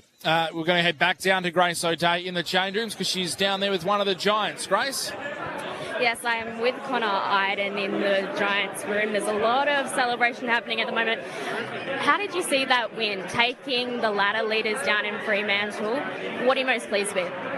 Oh, everything, to be honest. I think we came with the mindset of just having fun. We got really nothing to lose, so set ourselves for a bit of fun and started the game well, and yeah, a bit of momentum helped us. So yeah, stoked for the younger boys, the debutants, and yeah, only up from here hopefully. And what about Jake Stringer's game? Just goal after goal. Like, how did you see his performance? I actually didn't even know he kicked 7, so I just got told about 20 seconds ago. So the thing I did notice was a lot of his pressure stuff, his tackles, and then yeah, 7's pretty nice. So yeah, a bit more of that from him would be elite. And what does a win like this mean in the context of the rest of your season? You're coming off 3 losses. How are you looking heading towards the back end? I think it's just a bit of a reward for hard work. Like, we've been working really hard throughout the week and not getting the results, which hurts, especially with the younger boys. So a win like that against the best in the comp, yeah, it fills the young boys with a lot of belief. And yeah, we've got to work even harder now and go again next week against Caddies. I'm sure the boys upstairs have a couple of questions, so I'll pass you on to them now. Oh, g'day, Connor. Bo McDonald here, mate. Congratulations on the win. You just mentioned there that you noticed the pressure from Jakey Stringer up the ground, and that was really evident from the forwards and the mids today. Was that something that you really focused on? Because it was really evident watching the game today that the pressure from your team was sensational. Yeah, pressure's always a major focus for us. So we notice if that's down, our game's usually down. So yeah, pressure's high, and that's our number one focus every week. And yeah, to bring it like we did today was amazing to see from the back line for sure. Connor Ryden, great to have your company here on ABC Sports. So we're just pointing at each other who's going to ask the next question. We're looking around some of the players who are outside of that huddle singing the song at the end, and some of the names that are on your injury list. You lost Lockie Whitfield in the second quarter. It's been a bit of a nightmare season for you in terms of getting a full-strength team on the park, and you still haven't managed to do it. But, I mean, are you kind of comfortable wearing a bit of an underdog tag this year as opposed to some of the previous seasons where it's been about this Rolls-Royce and Ferrari that the Giants have? Yeah, 100%, and that was the mindset coming in today, I think. Felt like a little bit of a free hit, I guess. A lot of younger boys and a lot of our best players out, so, you know, we pride ourselves on no matter who's playing, just play your role, play the system, and it'll leave us in a good spot, and the young boys are really impressed today, so, yeah, it's a sign of the future for sure. Must have been nice as well to not be on the end of an Adam Kingsley spray today. He's had to give a couple out this year. It must have been nice to see him in a nervous but good mood throughout the game. Oh, I still didn't see him smile the whole game, so I'm not sure if he was in a good mood. He's never happy, but yeah, I'm sure he'll have a beer tonight and smile around the club next week. But yeah, back to work for Kings all the time. And talk to us about Sam Taylor and that impact that he has since coming back. He missed a huge chunk of footy at the start of the year with that hamstring injury, but what an important piece he is to that back six.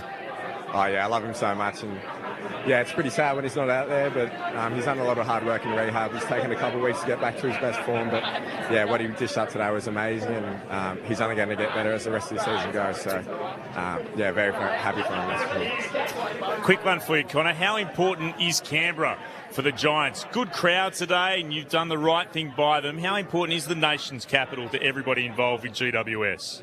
Oh, we love playing at Canberra. I think we get 3 or 4 games here a year, and probably the best home crowds we play in front of. So they always sell out. The weather today was amazing. It's not so good when it's snowing, but we'll deal with that if it comes again. But yeah, we love the fans here and love playing here. And we've got not bad of a record here, so yeah, happy to come back as many times as possible, really. It's a good winning ground for you now, taking down the Dockers today, Connor. Congratulations on a great performance and enjoy the victory. Thank you very much. Cheers, boys. Connor Ryden there from the GWS Giants joining us on ABC Sport after they took down the Dockers by 21 points in the nation's capital to snap that winning streak. It ends at 14. They take down the ladder leaders. We'll get the votes very, very shortly. We'll be sending a few of you off in the ACT. You'll be heading off to the NRLW and St George v Canberra very shortly. News Radio, you'll be off to network programming in just a moment. Just recapping, Jake Stringer, career best 7 goals today for the Giants. Better than he managed at the Dogs, better than he managed at the Bombers. He gets 7 goals in his time at GWS, and I have a strong feeling he'll feature in Bo McDonald and Chris Waterman's votes in just a moment. For our News Radio listeners, you're returning to network programming, the ACT, you're off to the NRLW. Everyone else, you'll stick around for just a moment. So we'll head across to Gold Coast v Collingwood at Carrara very, very shortly. But before we do that, we do have to get the votes from Chris Waterman and Bo McDonald. How did you find the 3-2-1 for the ABC Footballer of the Year? Yeah, we were going back and forward a lot. We found it really difficult. So we gave one to the man we just spoke to in Connor Iden, thought he was great down back. Gave 2 to Toby Green. I think he set the pressure standard today, played on the edge and set the way GWS want to play, and the obvious one was giving it to Stringer for his ability to finish off the work for the team. So it was no one from Fremantle featuring in there. You know, special shout out to Sarong and Warner, and also Ash for GWS off halfback. But yeah, at the end of the day, when you kick 7 goals, you get my 3 votes. Yeah, no, and there was plenty of others we could have gone to. As you said, Ash, I thought young Harvey Thomas was outstanding on the wing. Toby Bedford was just a nuisance in the midfield all day tackling. We'll need quickly, before we depart, Christian medal votes, a 3-2-1, please. Yeah, well, we thought it was a bit tough to find that one vote, but gave it to Murphy Reid. He tried all day. I thought Caleb Sarong was consistent through the midfield, and the one that stood out for me was Warner from half-back. He was probably Fremantle's best player over the 4 quarters. We are about to head across to join one of your premiership teammates, Bo and Jason Ackermanis, who's standing by Carrara, and a fellow ruckman in Jeff White. Jason, brother Dennis. Ready to go. So we'll take you across there in just a moment. To recap, the Giants led by 2 points at quarter time, by 13 points at half time, by 22 points at 3-quarter time. And they finish 21-point winners over the Dockers. Their winning streak ends at 14. GWS victorious in Canberra. Everyone now, it's time to take you across to Carrara, Gold Coast v Collingwood. Our call team, Brett Sprigg, Michael Price, Jeff White, Jason Ackermanis and Jess Stewart. That's Josh, now Bailey Humphrey.